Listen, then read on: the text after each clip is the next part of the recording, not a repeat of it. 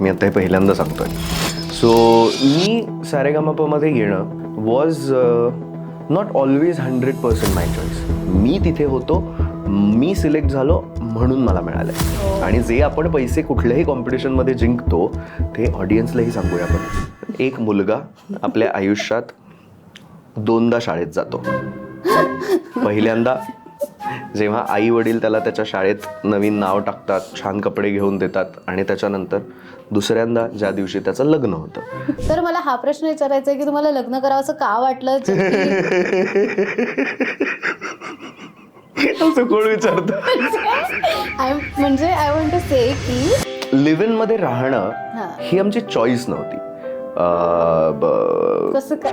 म्हणजे तेच मी सांगतोय की प्रत्येक ठिकाणी कलाकाराच्या हृदयाने किंवा डोक्याने विचार करून चाललेलं नाही चालत. मी कधीच सक्सेसफुल मॅरेज नाही बघितलंय माझ्या आयुष्यात. पहिले मुलीला जाऊन हाय तुझं नाव काय वगैरे असं विचारणं महत्वाचं असतं हे वगैरे कोणीतरी सांगितलं असतं. जाऊन डायरेक्ट वेणी खेचणं, वेणी शी खाण वेणी खेचणं. But let me tell you one thing, न आणि न म्हटल्याने म्हणजे तेव्हा मी केस बुट चपलवाला होतो. तेव्हा ना एका त्या कॉम्पिटिशन नंतर एका पेपरात छापून आलं होतं की रोहित राऊतची अजून एक धडपड. तुम्ही तुमच्या कामाबद्दलचे पैसे मागणार आहात. तुम्ही काम मागताय म्हणजे तुम्ही भीक नाही मागत आहात किंवा तुम्ही फेवर नाही मागत आहात. अनफॉर्च्युनेटली मोठ्या मुलांना फक्त नावं ठेवल्या जातात. लाड नेहमी लहान मुलांना मिळतो. The best thing about boys school is, मला असं वाटतं की माझ्या सगळ्या प्रश्नांची तुम्ही आयुष्यभर जी काही विचारत होता त्याचं उत्तर हे आहे.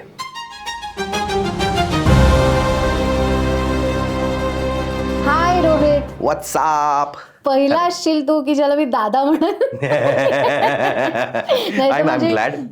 माझी टीम एवढी मला चिडवते की दादा, त्यांनी मीम बनवले यार माझ्यावर. पण असं म्हणजे मला असं नेहमी वाटतं की समोर जो माणूस बसलाय त्याच्याशी कनेक्ट तर साधता यावा. आणि जेव्हा खूपच मोठे मोठे लेजेंडरी लोक येतात त्यांना दादा म्हणण्याशिवाय वेगळे पर्याय नसतो. बिकॉज काका मामा म्हटलं. I am the only newcomer who's coming on to your podcast ना. याच्या आधी सगळे लेजेंडरी लोक येऊन गेले, सो त्यांना पण तू आहेसच लेजेंडरी, पण माझ्या वयाचा गरजेचंच आहे. मॅम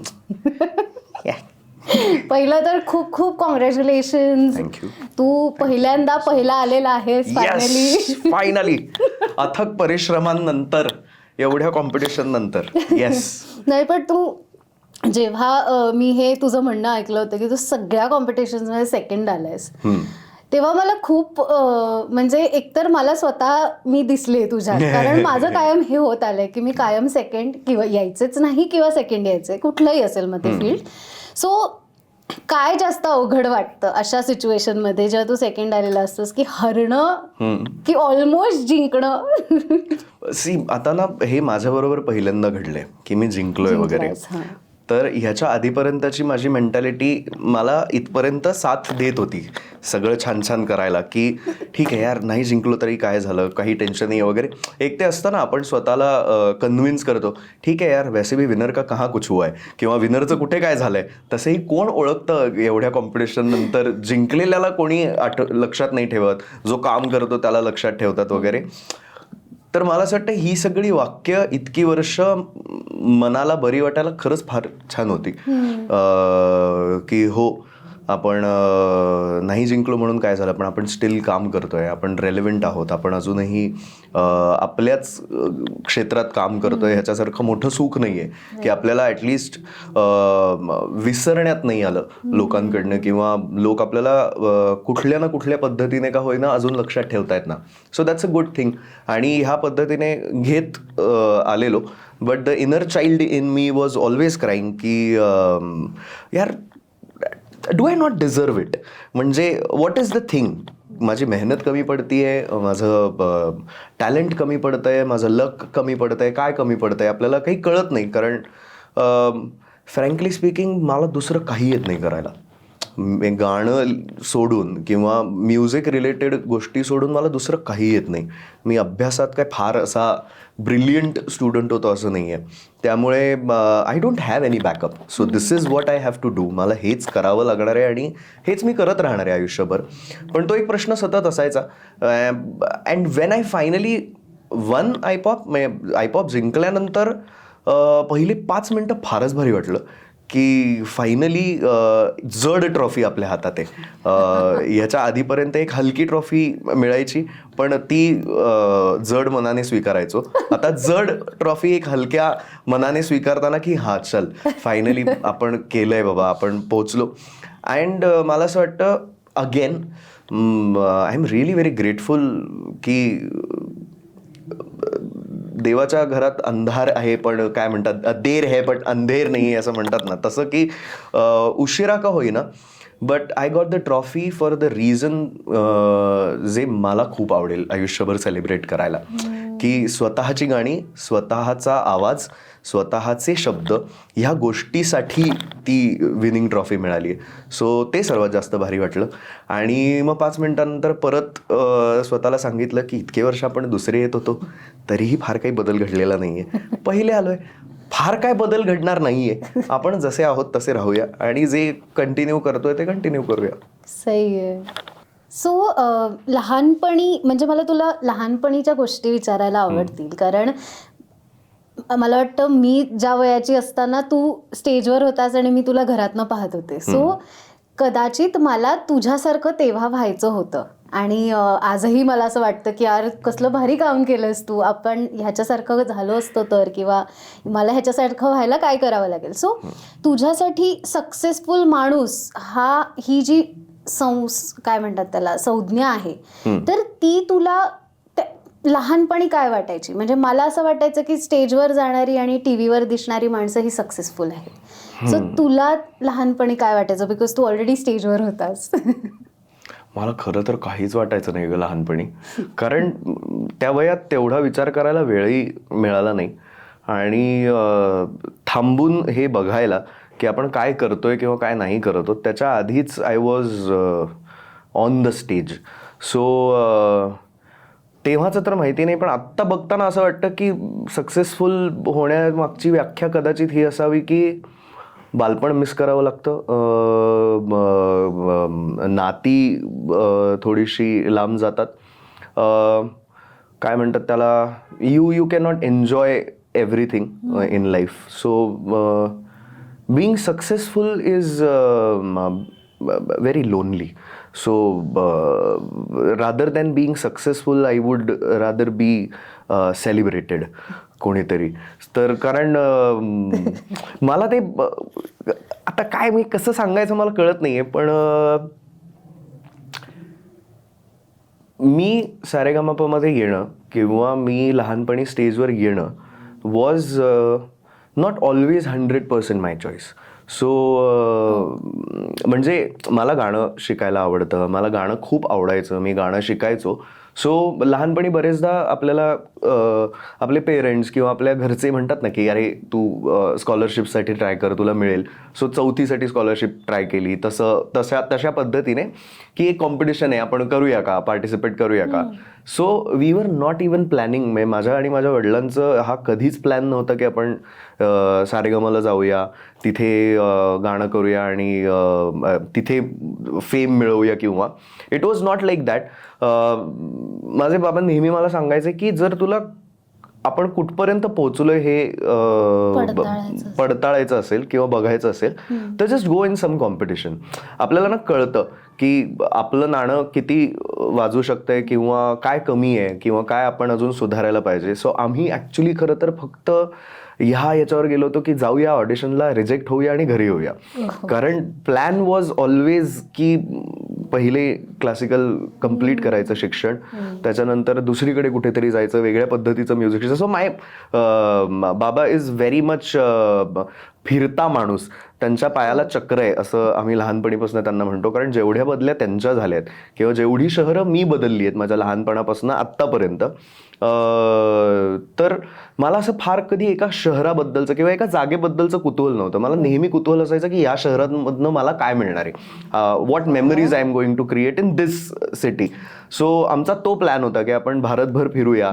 कधी जॉबसाठी तुला जर कलकत्त्यात शिकायचं असेल तर मी कलकत्त्याचा जॉब घेईन, मग आपण तिकडे जाऊया, आपण तिकडे तुझ्यासाठी कोणीतरी गाण्याचे गुरु शोधूया, तिथे गाणं शिकूया वगैरे. So it was a elaborated plan, larger than life plan होता माझ्या वडिलांचा आणि माझा. बट सारेगामा आणि नशीब त्यावेळेला मला जेन्युइनली 2-3 गाणी यायची, तीच मी परफॉर्म करायला गेलो. मला वाटलं मी रिजेक्ट होईन, मला काहीतरी कळेल आणि मग मी घरी परत येईन. मग गॉट सिलेक्टेड आणि त्याच्यानंतर वेळच नाही मिळाला ते बाकी काही करायला. प्रोसेसच नाही झालं. म्हणजे जोपर्यंत प्रोसेस झालं की आपल्याबरोबर काय घडलंय तोपर्यंत ऑलरेडी आवाज फुटायला लागला होता आणि टीनेज सुरू झालं होतं. सो त्यामुळे देन आय गॉट लिटल काय म्हणतात caught up in the situation की अच्छा आता तर आपण पडलोय ह्याच्यात, आता आपल्याला करावं लागणार आहे आणि आता आपल्याला हे सातत्याने करावं लागणार आहे. So that's how it started. Otherwise I still believe की I am not yet successful. I need to be successful, but not in this way. At least माझ्या विजन किंवा मला जसं हवंय त्या हिशोबाने. So I hope I'm giving you the answers of your questions. Of course. नाही तर मी तुला मध्येच कट करू शकते. ती लिबर्टी माझ्याकडे आहे. करेक्ट. सो मला हेही म्हणजे तू बोलता बोलता असं म्हणालास की बिईंग सक्सेसफुल इज कदाचित बिईंग लोनली. तर मला सांग की म्हणजे आता तू म्हणतोयस की तू सक्सेसफुल नाही आहेस कदाचित, पण जेव्हा तुला फेम मिळालं असं आपण म्हणू, जेव्हा तुला फेम मिळालं तेव्हा नेमकं आजूबाजूचं काय काय बदललं? म्हणजे माणसं बदलली, सिच्युएशन्स बदलल्या, बऱ्याच गोष्टी मित्र बदलले. बऱ्याच गोष्टी बदलल्या. म्हणजे ऑफकोर्स फॅमिली तर बदललीच. So I come from a very humble background, जिकडे सिंगल पॅरेंट हिशोबाने माझ्या वडिलांनी मला वाढवलंय. ऑफकोर्स माझी फॅमिली जी आहे ती तर होतीच बरोबर, बट प्रत्येक सिच्युएशनला ना फॅमिलीमध्ये काही ना काहीतरी दुरावे असतात. I look it in a positive way नाव. मला ते क्रिब करायला कधीच आवडत नाही. मला असं वाटतं की कदाचित मी फेमस होणं आणि मला ते फेम मिळणं हा कदाचित तो पॉईंट असेल की जिकडे दुरावल्या गेलेले नाते परत लोकांनी एकमेकांपर्यंत आणले. परत our families got connected very well and I am so glad की ते अजूनही तसंच आहे. आणि it's not because of the fame. हे मला कळायला थोडी वर्ष गेली. पहिले काही वर्ष वाटायचं की अच्छा आता मी टी व्हीवर येतो म्हणून आता परत बोलायला लागलेत का आपल्याशी, किंवा परत आपल्याला अरे आधी तर तुम्ही आमच्याकडे बघायचा पण नाहीत वगैरे. बट नंतर हळूहळू कळलं की it is not because of that. कदाचित कधी कधी ना फेम मिळाल्यानंतर बरेचदा लोकांना प्रेम येतं कारण तुम्हाला फेम मिळालंय, आणि काही लोकांना ना एक काय म्हणतो त्याला कॉन्फिडन्स येतो की कदाचित आता आपण बोलू शकतो, आता आपण बोललो तरी ह्याला फार काही फरक नाही पडणार किंवा फार काही वाटणार नाही, लेट्स ट्राय.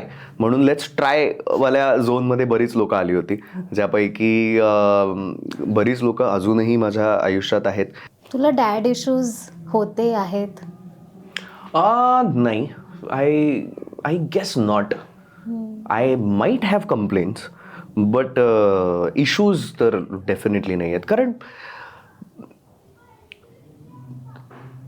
आता हे फार काय म्हणतात त्याला विचित्र पण वाटू शकतं, पण इश्यूज व्हायला ना तुम्हाला कळायला पाहिजे, तुम्हाला समज असली पाहिजे. जर कुठल्याही गोष्टीचा इश्यू तुला होत असेल किंवा त्रास होत असेल तर तुला कळला पाहिजे ना की तो त्रास होतोय. जर त्रास लहानपणी झालाय आणि ते रिअलायझेशन जर वयाच्या 28 आणि 30 वर्षाचा झाल्यानंतर, मॅच्युरिटी झाल्यानंतर जर येतंय, तर त्या माणसाशी क्रिंजपणे वागून किंवा त्या माणसाशी क्रिब करून काहीच मिळणार नाहीये. कारण दॅट्स इन पास्ट. जे काही घडलंय ते घडलंय. तुला नाही कळलं की तुझ्याबरोबर वाईट घडलं बाबा, ओके ठीक आहे, नाव यू अंडरस्टँड इट ना, नाव तुला माहिती आहे की काय चांगलं घडलं, काय वाईट घडलं, किंवा कशाचा त्रास झाला किंवा कशाचा इश्यू होता. पण आत्ता ह्या पॉइंटला आल्यानंतर जेव्हा मला दिसतंय की किती मेहनत करावी लागते महिन्याभराचं रेंट जमवायला किंवा महिन्याभराचं EMIs करायला, फेडायला, सिमिलर सिच्युएशन्स त्यावेळेला त्यांच्याबरोबर पण असेलच ना. जेव्हा मी 2-3 वर्षांचा किंवा 4 वर्षांचा असेल तेव्हा माझे वडील पण आत्ता मी ज्या वयाचा आहे त्या वयाचेच असतील. सो त्यांची परिस्थिती आणि त्यांचं इकॉनॉमिक्स किंवा त्यांच्या आजूबाजूचं आयुष्य तेव्हा कसं होतं हे आपल्याला नाही कळू शकणार आहे कधीच. So rather than complaining about की मला कसे इश्यूज होते आणि मला कसं हे नाही मिळालं, म्हणजे आय कुड कंप्लेंट अबाउट की मला एका शहरात नाहीच राहू दिलं किंवा मी एका शहरात कधी राहिलोच नाही, मला प्रत्येक वेळेला शाळा बदलावी लागली किंवा मला मित्र बदलावे लागले, मला गाण्याच्या क्लासेसला जाताना प्रत्येक शहरामध्ये गुरु बदलावे लागले. But I never found it in a negative way, किंवा ते माझ्या वडिलांचं काय म्हणतात त्याला कर्तृत्व आहे असं म्हणूया की त्यांनी ते तसं जाणवू नाही दिलं. ही वॉज ऑलवेज लाईक की आपण भटके लोक आहोत, आपण भटकंती करूया आणि आपण छान फिरूया.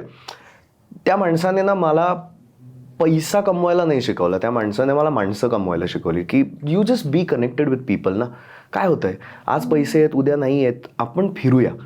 म्हणजे ही बिलीव्ज इन अ सायकोलॉजी किंवा ही बिलीव्ज इन अ सिच्युएशन की आधीच्या काळात काय व्हायचं रे, एका शहरात जर चांगलं नाही चालू आहे, आपला धंदा नाही चालू आहे किंवा आपलं काही जर छान नाही चालू आहे तर लोक काय करायचे, लोक बस्ता उचलायचे आणि दुसऱ्या शहरात शिफ्ट व्हायचे ना. की माणसंही बदलली, आजूबाजूची परिस्थितीही बदलली. सो ॲटलिस्ट काही ना काहीतरी बदलेल, नवीन शहरात नवीन ऑपॉर्च्युनिटीज मिळतील, नवीन काहीतरी मिळेल. सो आपण बघूया ना, काहीतरी एक्सप्लोअर करूया. So I was always an explorer because of him. So मला ते इश्यूज वाटण्यापेक्षा मला ऑलवेज आय फील आता, कारण लहानपणी ओरडा खाल्लाय, मार खाल्लाय वडिलांचा, म्हणजे विचित्र कारणांसाठी ओरडे खाल्लेत मी. म्हणजे आठवत असेल तरी सांग. म्हणजे मी आता फॉर एक्झाम्पल की मला कोणीतरी काहीतरी आणायला सांगितलं, मी ते आणलं. आता मी होतो 5-6 वर्ष, किती 8-9 वर्षांचा वगैरे होतो मी.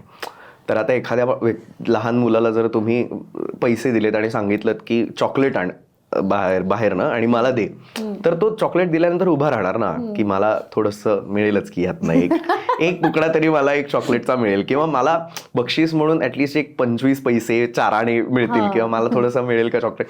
ती लहानपणीची एक जी हे असते. So I was standing like that आणि नाही मिळालं मला. सो मला खूप राग आला. मग मी काही बोललो नाही. मी आलो आतमध्ये आणि स्कूलची तयारी करायला लागलो, शाळेचे कपडे घातले, बॅग वगैरे घेतली आणि जाता जाता परत त्याच व्यक्तीने मला अजून एक काम सांगितलं. तर मी खूप रागात मागे बघितलं आणि म्हणलं मी नाही करणार, काय करायचं ते कर म्हणलं, आणि मी निघून गेलो. तर त्यांनी बाबांना सांगितलं आणि बाबांनी मला त्याच्यानंतर जो हाणलाय, म्हणाले का केलंस तू हे, तू का असं बोल. म्हणलं मी चॉकलेट आणून दिलं त्यांना त्यांच्या मुलासाठी, पण त्यांनी मला छोटंसं विचारलं पण नाही एवढं चॉकलेट खाणार का वगैरे. तर मला नाही आवडलं ते, म्हणून मी पण म्हणून काय झालं, वयाने मोठे आहेत ना ते, जाऊ दे, तुला नाही मिळालं मी आणून देईन चॉकलेट, मला माग, तुझा हक्क कोणावर आहे, माझ्यावर आहे ना. त्यांना कशाला उलटं बोललास, उलटं नाही बोलायचं. सो मी बऱ्याच छोट्या छोट्या गोष्टींसाठी ओरडे खाल्लेत, मार खाल्लाय. सो आता त्या गोष्टींबद्दल क्रिप करून आणि आता त्या गोष्टींबद्दल वाईट वाटून काहीही नाही होणार आहे. We just waste our time. आपण आपला वेळ वाया घालवतो, आपण उगाच त्या गोष्टींमध्ये रेंगाळत राहतो. माणूस जितका लवकर भूतकाळातनं सुटेल तितका लवकर तो वर्तमानात येतो आणि स्वतःचं भविष्य सुधारतो. हे मला जाम भारी वाटतं. त्यामुळे आय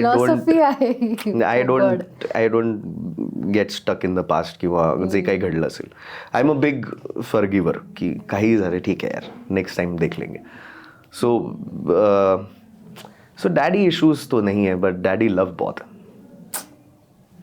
मी हा प्रश्न ॲक्च्युली मी काय प्रत्येक वेळेला प्रत्येक गेस्टला विचारतेच असं नाही आहे, पण सिंगल पेरेंट म्हटल्यावर ना एक वेगळाच म्हणजे तुला जे तू फील केलेलं असशील लहानपणापासून ते कदाचित नॉर्मल लोकांनी नसेल केलं. Correct. आणि मग जेव्हा बाबा असतो सोबत तेव्हा डॅड इश्यूज हा मुद्दा यायला सुद्धा कदाचित वेळ लागत असेल, किंवा डॅड इश्यूज असणाऱ्या मुलांना किंवा मुलींना एक आई असतो जो जरा एक सपोर्ट असतो की ज्याच्यामध्ये कडे जाऊन आपण निदान काहीतरी बोलू शकतो, बट तोही तुझ्याकडे नव्हता. म्हणून मला असं विचारावंसं वाटलं. But that's what I am saying, similar way माझ्या वडिलांकडेही नव्हतं ना. He also didn't have anyone to talk to. म्हणजे it's not one way street ना. माझ्याकडे आई नव्हती तर त्यांच्याहीकडे त्यांची बायको नव्हती ना बोलायला किंवा कॉन्व्हर्सेशन्स करायला. सो तो माणूस कोणाबरोबर त्याचं फ्रस्ट्रेशन शेअर करणार किंवा तो माणूस कोणाबरोबर त्याच्या गोष्टी शेअर करणार. And I am just very happy about one thing, that whatever it is, every night my dad was there for me. कुठलं काहीही झालं तरीही प्रत्येक रात्री माझे बाबा घरी येणार आहेत आणि मला भेटणार आहेत आणि आम्ही मजा करणार. I am so sorry. No problem. की बाबा घरी असणारच आहेत किंवा ते येणार आहेत हे मला याची शाश्वती होती ना, की दुसरा माणूस नाहीये किंवा दुसरी व्यक्ती नाहीये ह्या गोष्टीवर फोकस करण्यापेक्षा जी व्यक्ती आहे त्याला आपण इम्पॉर्टन्स का नाही देत मला कळत नाही. People always try to chase what they don't have. They never cherish what they already have. So त्यामुळे असा कधी फरकही नाही पडला. आणि फ्रँकली स्पीकिंग त्या कुठल्याही गोष्टीमुळे मी आज जसा काही आहे किंवा माझं पर्सनॅलिटी जी काही आहे that is because of that. So त्याला मी काहीच करू शकत नाही. म्हणजे मी जर लोकांना आवडत असेल तरीही ते त्याच संस्कारांमुळे आवडतोय आणि नाही आवडत असेल तरीही ते त्याच गोष्टींमुळे नाही आवडणार कदाचित. पण मी त्याला बदलू नाही शकत. That is something which is far bigger than us. म्हणजे आपल्यापेक्षा खूप मोठे ते नाही बदलू शकत. सो ज्या गोष्टी नाहीच बदलू शकत आपण त्या गोष्टींबद्दल कशाला एवढं मांडून ठेवायचं पसारा. Very true. मला सांग, तू म्हणतोस की तू खूप सिटीज बदलल्यास. एक तर मला ते ऐकायचंय की तू नेमक्या कोणत्या कोणत्या शहरात राहिलायस. सो माझं बर्थ सर्टिफिकेट अकोल्याचं आहे. माझा जन्म मशरूवाला हॉस्पिटल अकोल्याला झाला. त्याच्यानंतर मी काही वर्ष नागपूरला आजीकडे राहिलो कारण बाबा त्यावेळेस जॉब शोधत होते आणि he was finding to get a job, की द जॉब जिथे मला सेटल व्हायला टेन्शन नाही लागणार आणि जिथे मी मुलांची काळजी घेऊ शकतो. So he was also struggling at that point कारण इट वॉज आय गेस 95चा माझा जन्म आहे, 2000चा माझा लहान भावाचा जन्म आहे. सो 2002 पर्यंत तर मी नागपूरलाच होतो. त्याच्यानंतर बाबांना लातूरला जॉब लागला आणि मग त्या जॉबमधनं जे येणारे पैसे होते त्यामध्ये दोनच गोष्टी पॉसिबल होत्या, की आम्ही दोघंही होतो, मी आणि माझा लहान भाऊ आम्ही दोघंही होतो. सो ही वॉज लाईक की एकाला कोणाला तरी मी मायाबरोबर ठेवू शकतो आणि एकाला कोणाला तरी मी आजी बरोबर ठेवू शकतो. सो कारण दोघांना इथे ठेवायला कोणीच नाहीये. तर मग मी बाबांबरोबर शिफ्ट झालो लातूरला, जिथे मग मी प्रायमरी माझं स्कूलिंग माझं 2री पर्यंत शिक्षण नागपूरला झालंय. मग त्याच्यानंतर मी लातूरला शिकलो. मग त्यावेळेला गोल्या म्हणजे माझा लहान भाऊ तेव्हा नागपूरला आजी बरोबर होता. सो त्याचं नाव काय, गोल्या? आम्ही युगल असं नाव आहे त्याचं, युगल श्याम राऊत, बट आम्ही त्याला गोल्या म्हणतो कारण तो लहानपणी फारच असा गोल म्हटलं होता. म्हणजे तुझं पेट नेम काय होतं? माझं काहीच नव्हतं पेट नेम. अनफॉर्च्युनेटली मोठ्या मुलांना फक्त नावं ठेवल्या जातात. लाड नेहमी लहान मुलांना मिळतो. टोपण नावं लहानांना, नावं फक्त मोठे. टोपण नाव तेच लहान मुलाचं टोपण नाव ठेवतात, मोठ्या मुलांना नावं ठेवतात. मग तेव्हा मी 2002ला आय गेस मी लातूरला शिफ्ट झालो आणि मग माझं शिक्षण लातूरला झालं. मग त्याच्यानंतर सारेगामा झालं. सो मग सारेगामाला 7वीत होतो मी, 7वी 8वीत. सो तेव्हा परत आम्ही मुंबईला शिफ्ट झालो कारण सारेगामासाठी माझी 2 वर्ष मुंबईत गेली. पहिलं मी हिंदी सारेगामा केलेलं आणि मग मराठी केलेलं. सो 2 वर्ष मुंबईत. मग मुंबई आणि मुंबईचं ट्रॅफिक आणि हे सगळं आवडायला लागलं. मग त्याच्यानंतर मराठी सारेगामानंतर मी शिक्षण थोडंसं पुण्यातनं घेतलं. पुण्यात ओपन युनिव्हर्सिटी मधनं शिकायचो. सो या बरीच शहरं बदलल्यानंतर मग फायनली मुंबई हे असं आपलंसं थोडं वाटलं आणि मग मुंबईत आता गेली 12-13 वर्ष झाली असतील. तू मुंबईत सो आहेस. मुंबईत आहे. वा. ह्या सगळ्या शाळा मला वाटतं तू किती 2 ते 3 शाळा बदलल्या असेल right? हो तर त्या सगळ्यामध्ये तू बॉय स्कूलमध्येच होतास? हो ऑलवेज. ओ मला सांग बरं काय तुला प्रोज कॉन्स वाटतात. मला जेन्युअनली काहीच आवडत नाही. म्हणजे मी गर्ल्स स्कूलमध्ये होते आणि I use to hate about it की आमची बॉईज स्कूल म्हणजे आमच्याकडे इन्फ्रास्ट्रक्चरची कमी असल्या कारणाने आमच्याकडे डिवायडेड बॉईज स्कूल होतं. म्हणजे 2 मजल्याची शाळा होती आमची. सो पहिला मजला हा मुलांना डेडिकेटेड होता आणि सॉरी पहिला मजला मुलींना डेडिकेटेड होता आणि दुसरा मजला मुलांचा. सो बेसिकली मधल्या सुट्टीतच सगळ्या ज्या काही मुली किंवा मुलं एकत्र व्हायचे ते तेव्हाच व्हायचे. अदरवाईज तर कम्प्लीट बॉईज स्कूल. तर म्हणजे काय भरपूर गोष्टी आहेत आता बॉईज स्कूलबद्दल बोलण्यासारख्या. काय काय बोलणार. हेच एक प्लॅटफॉर्म आहे जिथे तू बोलू शकतोस. अदरवाईज तुला इंटरव्ह्यू मध्ये कोणी विचारणार खरंय हेही खरंय. The best thing about boys school is मला असं वाटतं की बुलिंग ही जी एक गोष्ट आहे ती फार नॉर्मल आहे त्या सगळ्या सेक्शनमध्ये. म्हणजे कंप्लेंट्स करणं वगैरे किंवा हे सगळं आमच्याकडे नसतं. एखादा व्यक्ती जर नवीन आला, एखादा मुलगा नवीन आला शाळेत, तर पहिले मी बॅक बेंचर आहे तर त्या पुढे मला फार एक्सप्लेन करायची गरज नाही. मी बरेच कांड केलेत शाळेत असतानाही आणि आय हॅड ब्लास्ट बॉईज स्कूलमध्ये. जे करतोय आपण ते आपल्याला इन फ्युचर आपल्याला सोबती मिळायला किंवा आपल्याला पार्टनर मिळायला किती अवघड जाणार आहे ह्याची जराही तमा न बाळगता, जराही विचार न करता आम्ही इतकी मस्ती केली आहे शाळेत.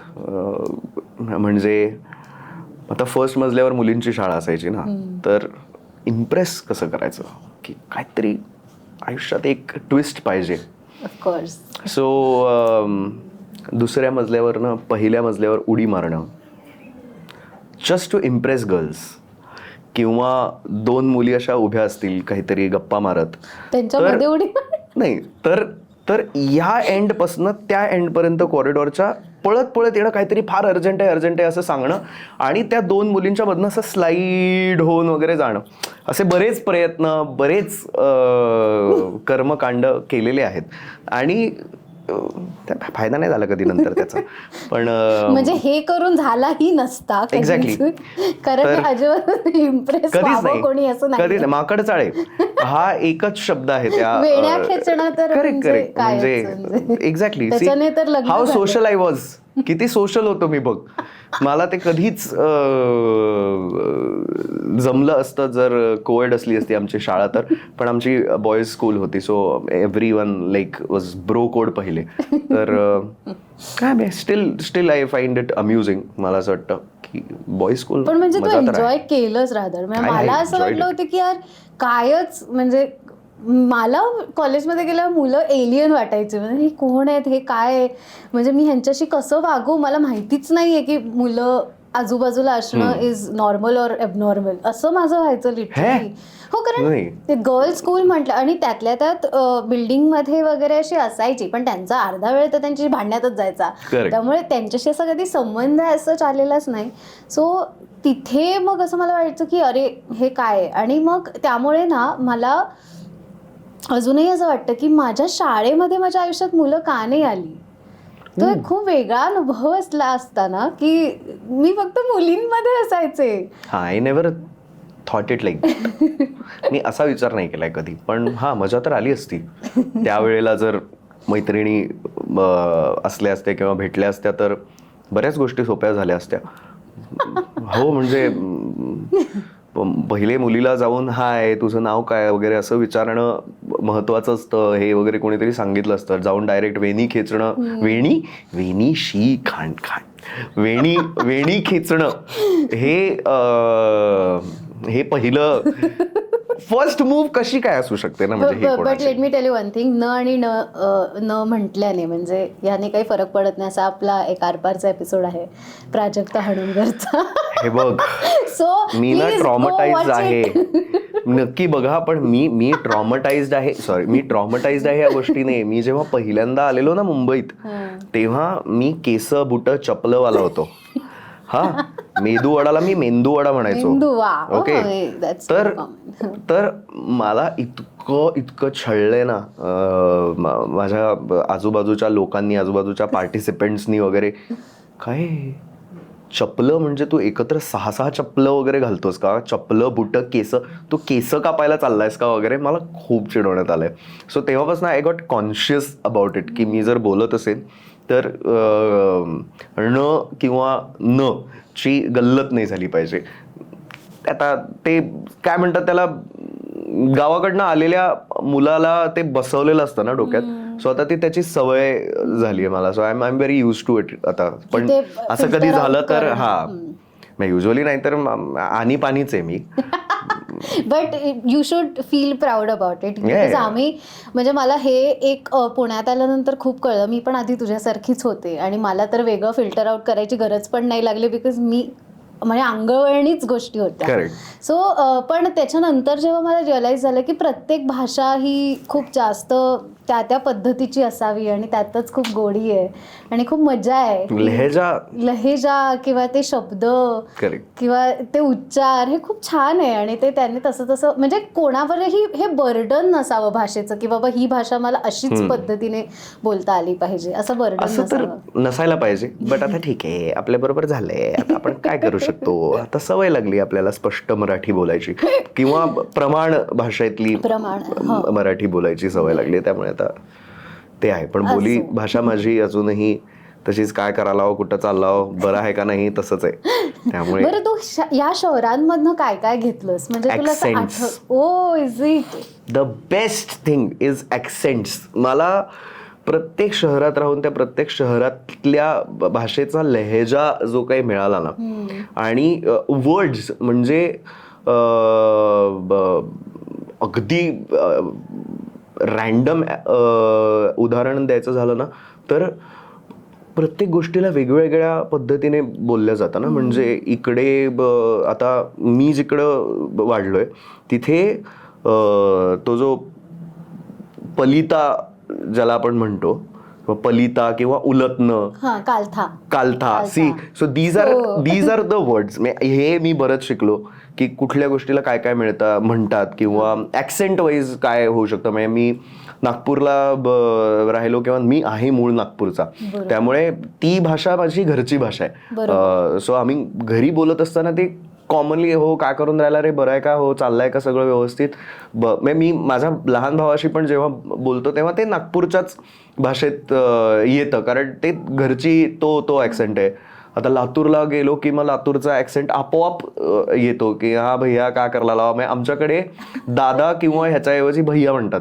किंवा आमच्याकडे सर्वात फेमस शब्द, फेमस म्हणण्यापेक्षा तुम्हाला कशी विचारलंस ना टोपण नाव काय आहे. सो मला हे टोपण नाव लातूरात जाऊन पडलं. कारण लातूरात एखाद्या व्यक्तीबद्दल जर तुला प्रेम असेल किंवा एखाद्या व्यक्ती जर आवडला किंवा त्याला अगदी रागातही काही सांगायचं असेल ना, तरी शब्द एकच आहे, पिल्लू. काय मा पिल्लू, कसा आहेस मा पिल्लू. तर पिल्लू इज माय टोपण नेम असं आपण म्हणू शकतो लातूरच्या ह्याच्यातनं. सो आय टूक मेनी ॲक्सेंट. मला खूप ॲक्सेंट शिकायला मिळाले. मुंबईत आल्यानंतर मी जसं म्हणलं की मुंबई पुण्याने मला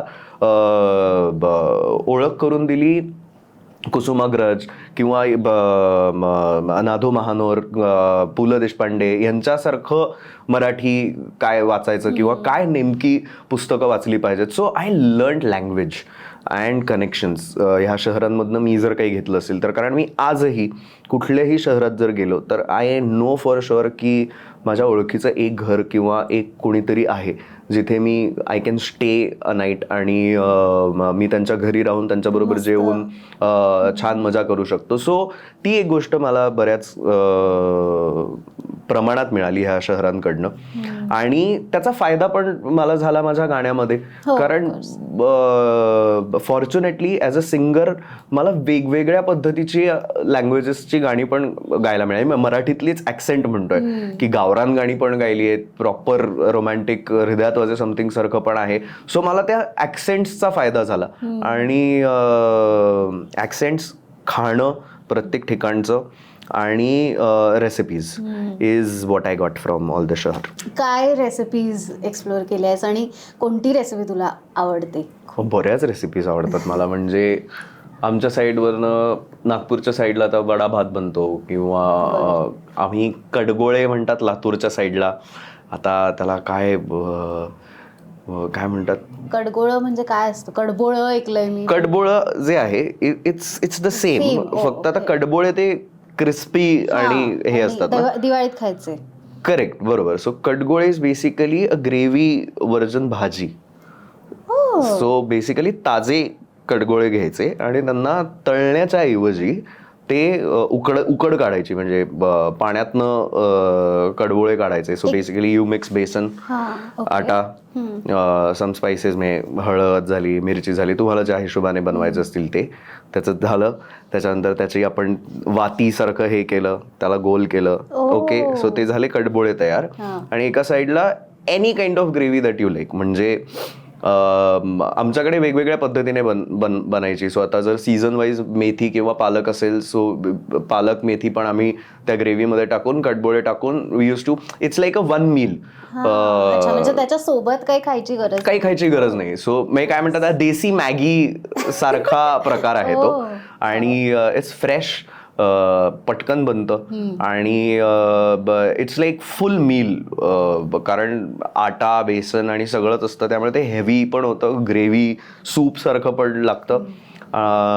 सो मला ते लहानपणी खायला प्रचंड आवडायचं. So that's one recipe that I really like. You remember also. Okay, तुला जेवण बनवायला आवडतं? व्यवस्थित. ओ वाव, खूप आवडतं मला खूप.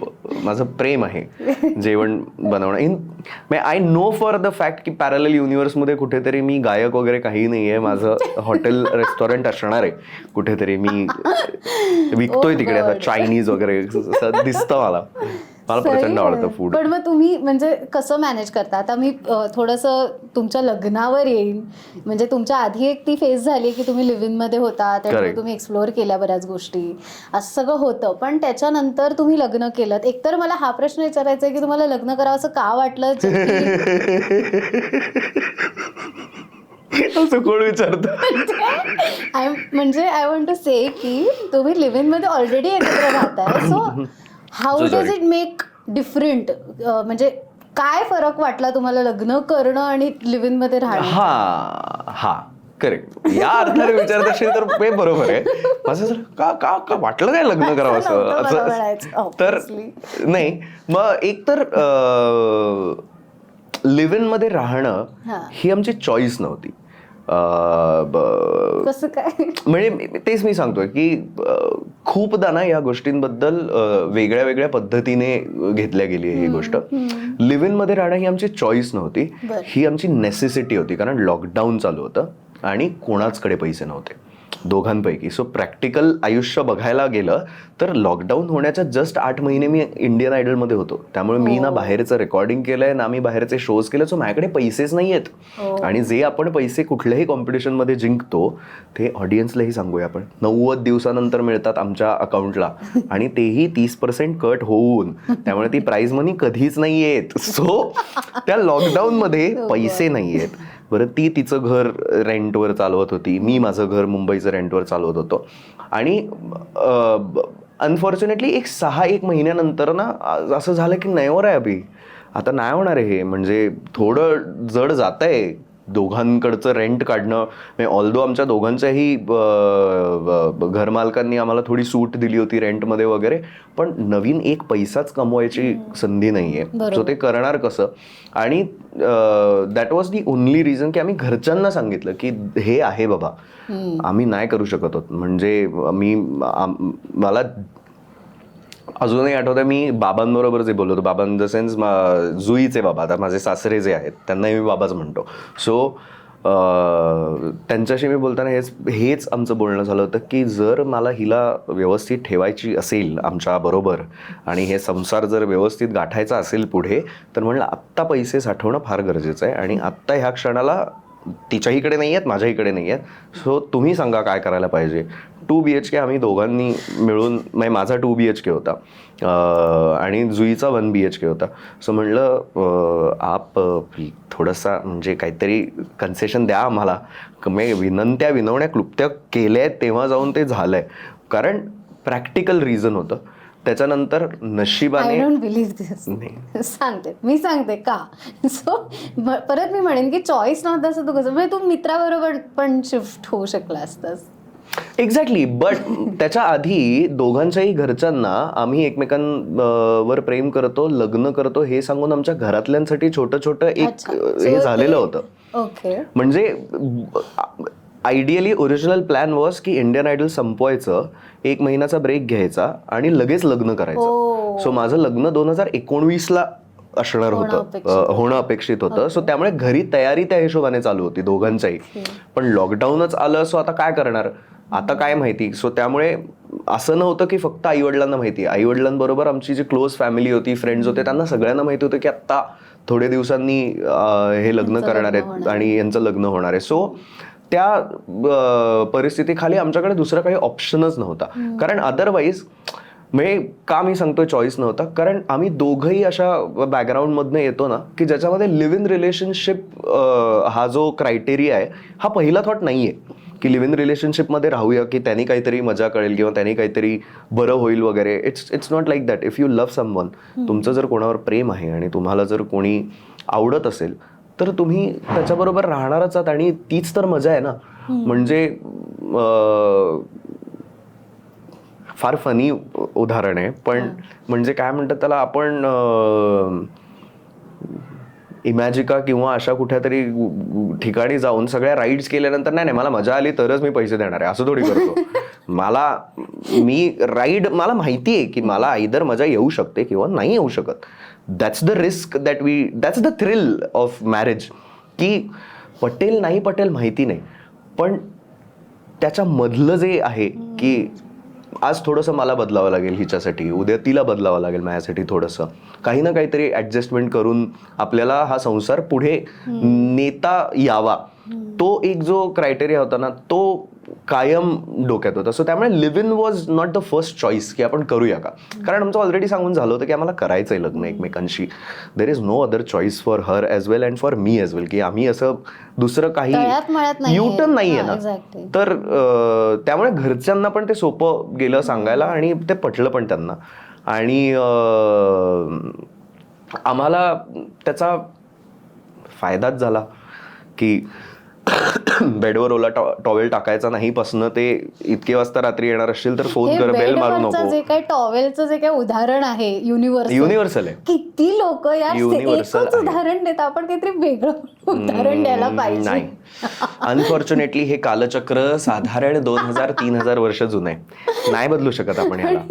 बेडवरचा टॉवेल, ओ माय गॉड, सगळ्या मूवी स्क्रीन्स मध्ये, सगळ्या कुठलंही रिलेशन दाखवताना किंवा पण अगं हे खरं आहे. आता मला एक गोष्ट सांग, तुला समजा तुझ्या नवऱ्याने किंवा तुझ्या होणाऱ्या नवऱ्याने आंघोळ करून ओला टॉवेल जर बेडवर तसाच टाकला आणि त्याच्यानंतर तुझा तो बेड असा ओला किच्च झाला तर आवडणार आहे का तुला? मला आवडेल की नाही हा प्रश्नच नाही, कारण मी स्वतः टाकते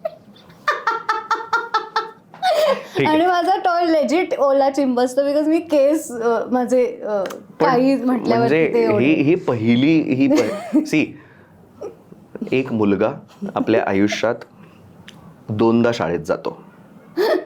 पहिल्यांदा जेव्हा आई वडील त्याला त्याच्या शाळेत नवीन नाव टाकतात, छान कपडे घेऊन देतात, आणि त्याच्यानंतर दुसऱ्यांदा ज्या दिवशी त्याचं लग्न होतं त्या दिवशीपासून त्याची नवीन शाळा सुरू होते. त्या शाळेमध्ये आपल्याला काय शिकवलं जातं? त्या शाळेत आपल्याला शिकवलं जातं हाऊ टू बी ह्युमन. आपण माणूस म्हणून कसं असलं पाहिजे, आपण आता छान, आपण सिव्हिलाइज्ड कसं राहिलं पाहिजे, की आता कुठेही जायचं असेल तर बॉक्सर्स आणि नुसती सँडल घातली आणि निघालो असं नाही करून चालणार. त्यात स्किन केअर रुटीन असतं, स्किन केअर सांभाळ, अरे खूप गोष्टी आहेत. आमचं ट्रेनिंग नाही संपत, मुलांचं ट्रेनिंग नाही संपत. आणि मला असं वाटतं कुठेतरी हा पण एक भाग आहे की मी ऑलरेडी ट्रेन झालोय छान, आता अजून कुठे नको. सो त्यामुळे ते लिव्ह इनचं पण मला बरं पडलं त्यावेळेला. लग्न पण मानवलं त्या ह्याने. आणि लग्न का करावं जर हा मुद्दा असेल तर it was so clear for me.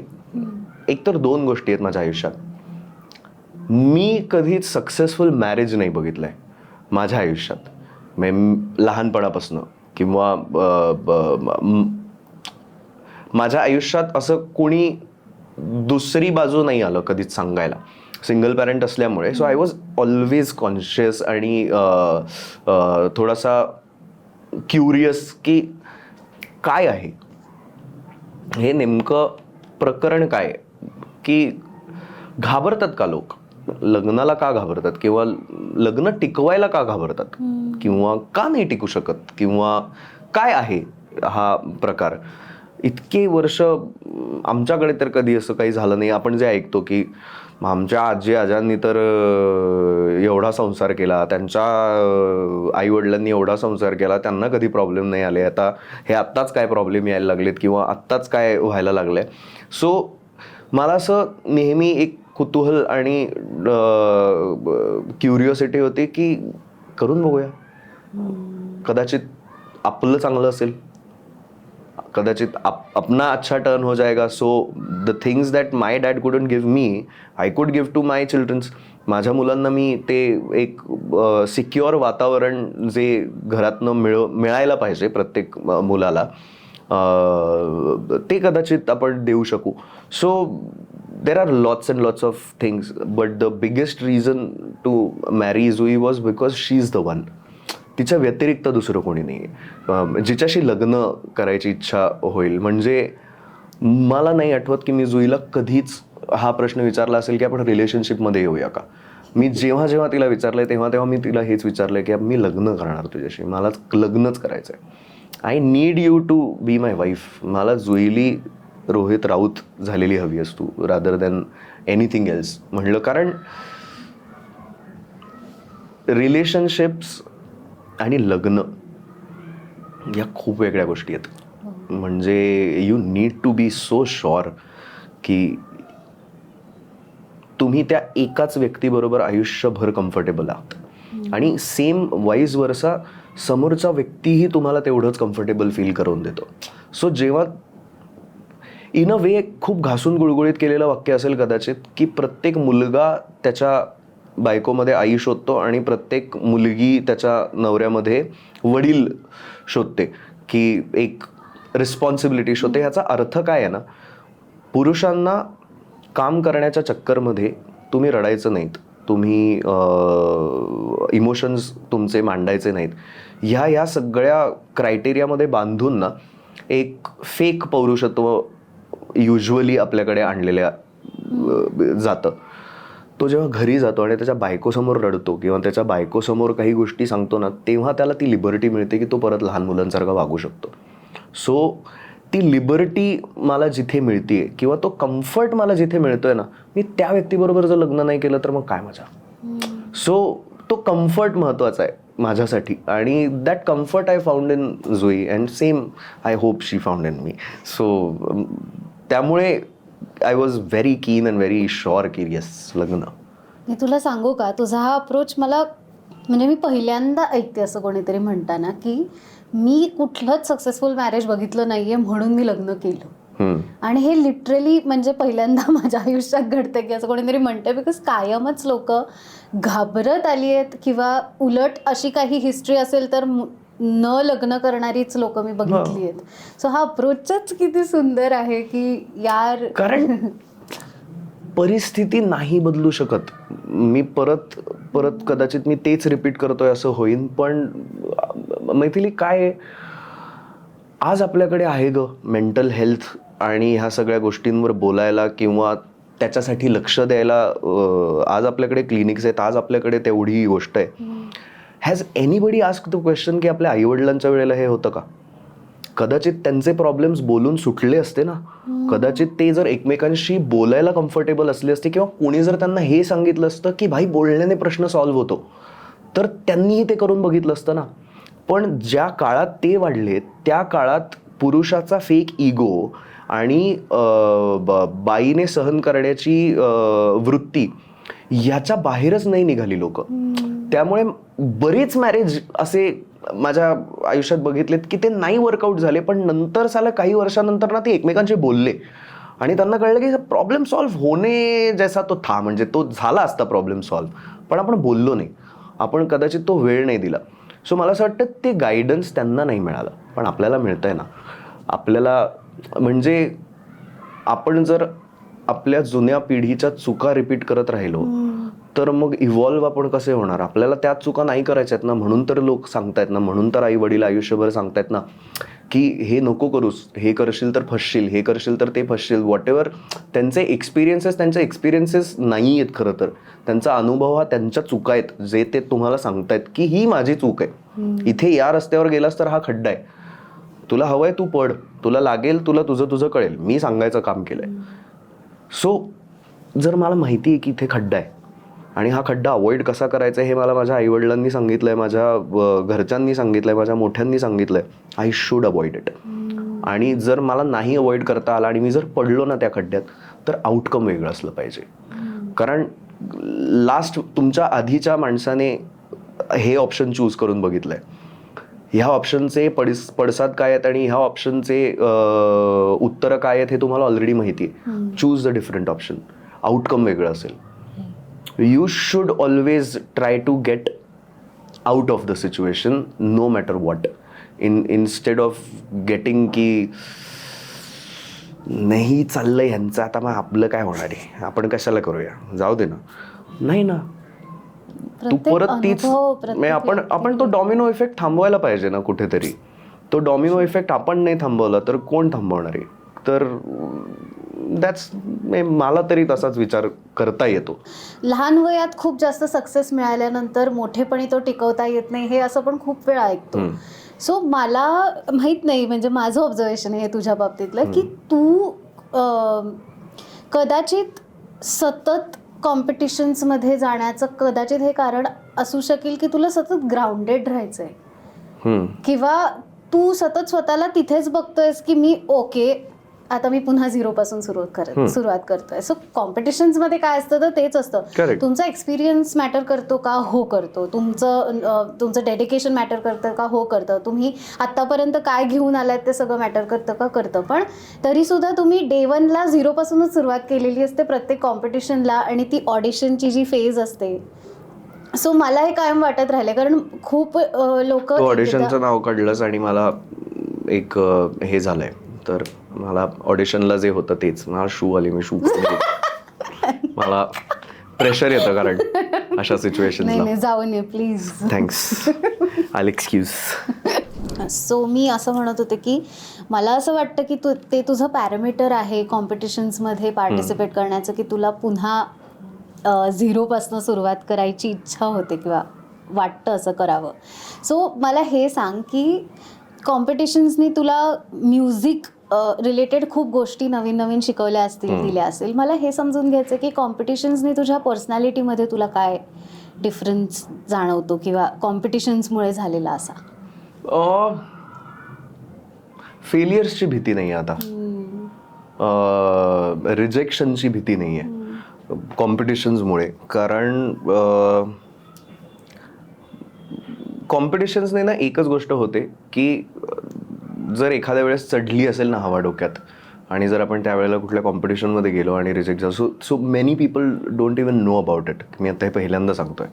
So Jasraj दादा जिंकला होता, जसराज जोशी, जे सारेगमपचं सीझन हिंदीचं जिंकलं होतं ना, त्या सीझनच्या ऑडिशनला मी पहिल्या राऊंडला बाहेर झालो होतो. मला पहिल्या राऊंडला रिजेक्ट केलं होतं. कारण बरोबर आहे, मी नाही गायलो छान मी, आणि त्यावेळेला मी म्हटलं तसं की ती टीनेज फेज चालू होती, डोक्यात हवा पण होती की अरे यार मी ऑलरेडी सारेगम करून आलो आहे, मला कसं काय रिजेक्ट केलं वगैरे. तर पण त्याने एक गोष्ट घडली की एकतर ते रिजेक्शन आणि plus while I was growing up, माझे वडील खूप सिनेमा फॅन आहेत. सो त्यांनी मला खूप सुंदर सुंदर सिनेमेज दाखवलेत. म्हणजे माझा आयुष्यातला पहिला सिनेमा जो मी बघितला होता दॅट वॉज स्टुअर्ट लिटल, हिंदीमध्ये, थिएटरमध्ये. ज्युअल थीफ असेल, त्यांनी VHS वगैरे आणून दाखवायचे. मग एक आपल्या आयुष्यातला सर्वात मोठा ट्रॅजेडिक आणि ट्रॉमा असलेला सिनेमा विच इज बागबान. बागबान दाखवून की मॉरल्स आणि एथिक्स. मला प्रत्येक वेळेला सलमान खानचा राग यायचा त्याच्यात की कोणी सांगितलं तुला एवढं चांगलं व्हायला. पण नंतर हळूहळू मोठं झाल्यानंतर कळायचं. पण त्याच काळात ना एक सिनेमा बघितलेला मी ज्याचं नाव होता आनंद, आणि ज्यामध्ये राजेश खन्ना साहेबांचा त्या आनंदचा एक डायलॉग आहे की इज्जते शोहरते उल्फते कुछ भी इस दुनिया में रहता नहीं, आज मैं हूँ कल कोई और था, ये भी एक दौर है वो भी एक दौर था. दॅट स्टक विथ मी.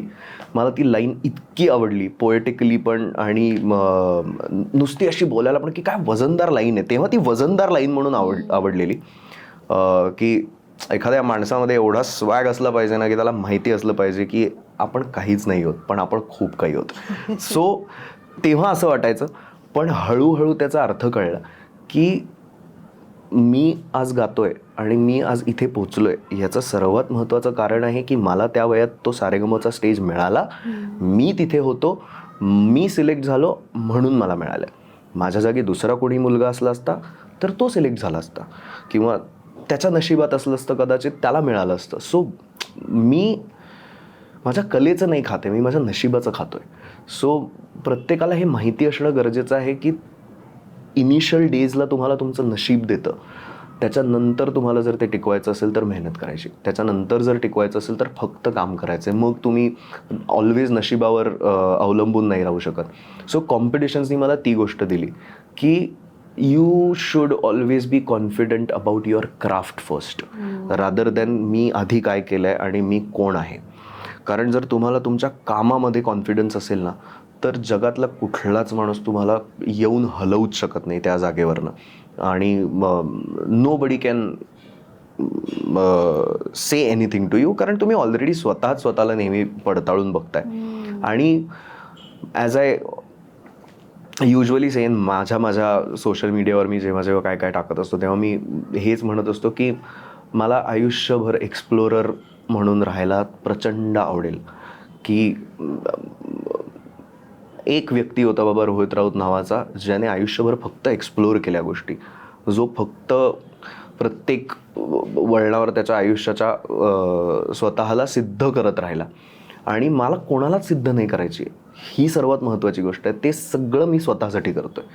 मी जे काही करतोय, कुठल्याही कॉम्पिटिशनमध्ये जातोय तर मी जगाला सिद्ध करण्यासाठी नाही जाते, मी स्वतःला सिद्ध करण्यासाठी चाललोय. की 12 वर्षाआधी जर मी माझ्या छोट्याशा एवढ्याशा नॉलेजवर मी इथपर्यंत पोहोचू शकलो असतो तर आज जेव्हा माझ्याकडे ह्या सगळ्या गोष्टी आणि एक्सपिरियन्स आहे आणि आज जर मी या जगात ॲज अ पार्टिसिपंट म्हणून उतरलो तर माझी काय किंमत आहे, मला कुठपर्यंत पोचता येईल, मला किंवा मी जर हरलो मध्येच तर मला माहिती तर असेल की मला काय करायचं आहे काय नाही करायचं आहे. कारण म्युझिक, भाषा आणि वेळ हे दर 5-5 वर्षांनी ट्रेंड वाईज पण चेंज होत आहे आणि फ्लो वाईज पण चेंज होत आहे. 5 वर्षाआधी लोकांना ज्या पद्धतीची गाणी ऐकायला आवडायची ते आत्ता नाही आवडत आहे. सो मग गाण्याचाही प्रकार चेंज होतोय ना. मला इव्हॉल्व्ह राहणं गरजेचं आहे, मला कुठेतरी स्वतःला अपडेटेड ठेवणं गरजेचं आहे. आणि तो अपडेट म्हणजे कुठलंही सॉफ्टवेअर नवीन डाउनलोड केलं किंवा अपडेट जर केलं तर त्याला एकदा तर रन करून बघावं लागेल ना आपल्याला. So competition is that part for me, की मी त्या कॉम्पिटिशन्सच्या मध्ये मी स्वतःला ट्रेन करत असतो की मला ह्या गोष्टी अचीव्ह करायच्या आहेत, मला ह्या गोष्टी करून बघायच्या आहेत. मी I still get inspired by so many competition. मला प्रत्येक वेळेला कुठल्याही रियालिटी शोकडे बघताना असं वाटतं की मी जर आत्ता इकडे असलो असतो तर मी काय केलं असतं किंवा मी आत्ता काय गायलो असतो किंवा काय नसतो गायलो. सो तो एक मुद्दा.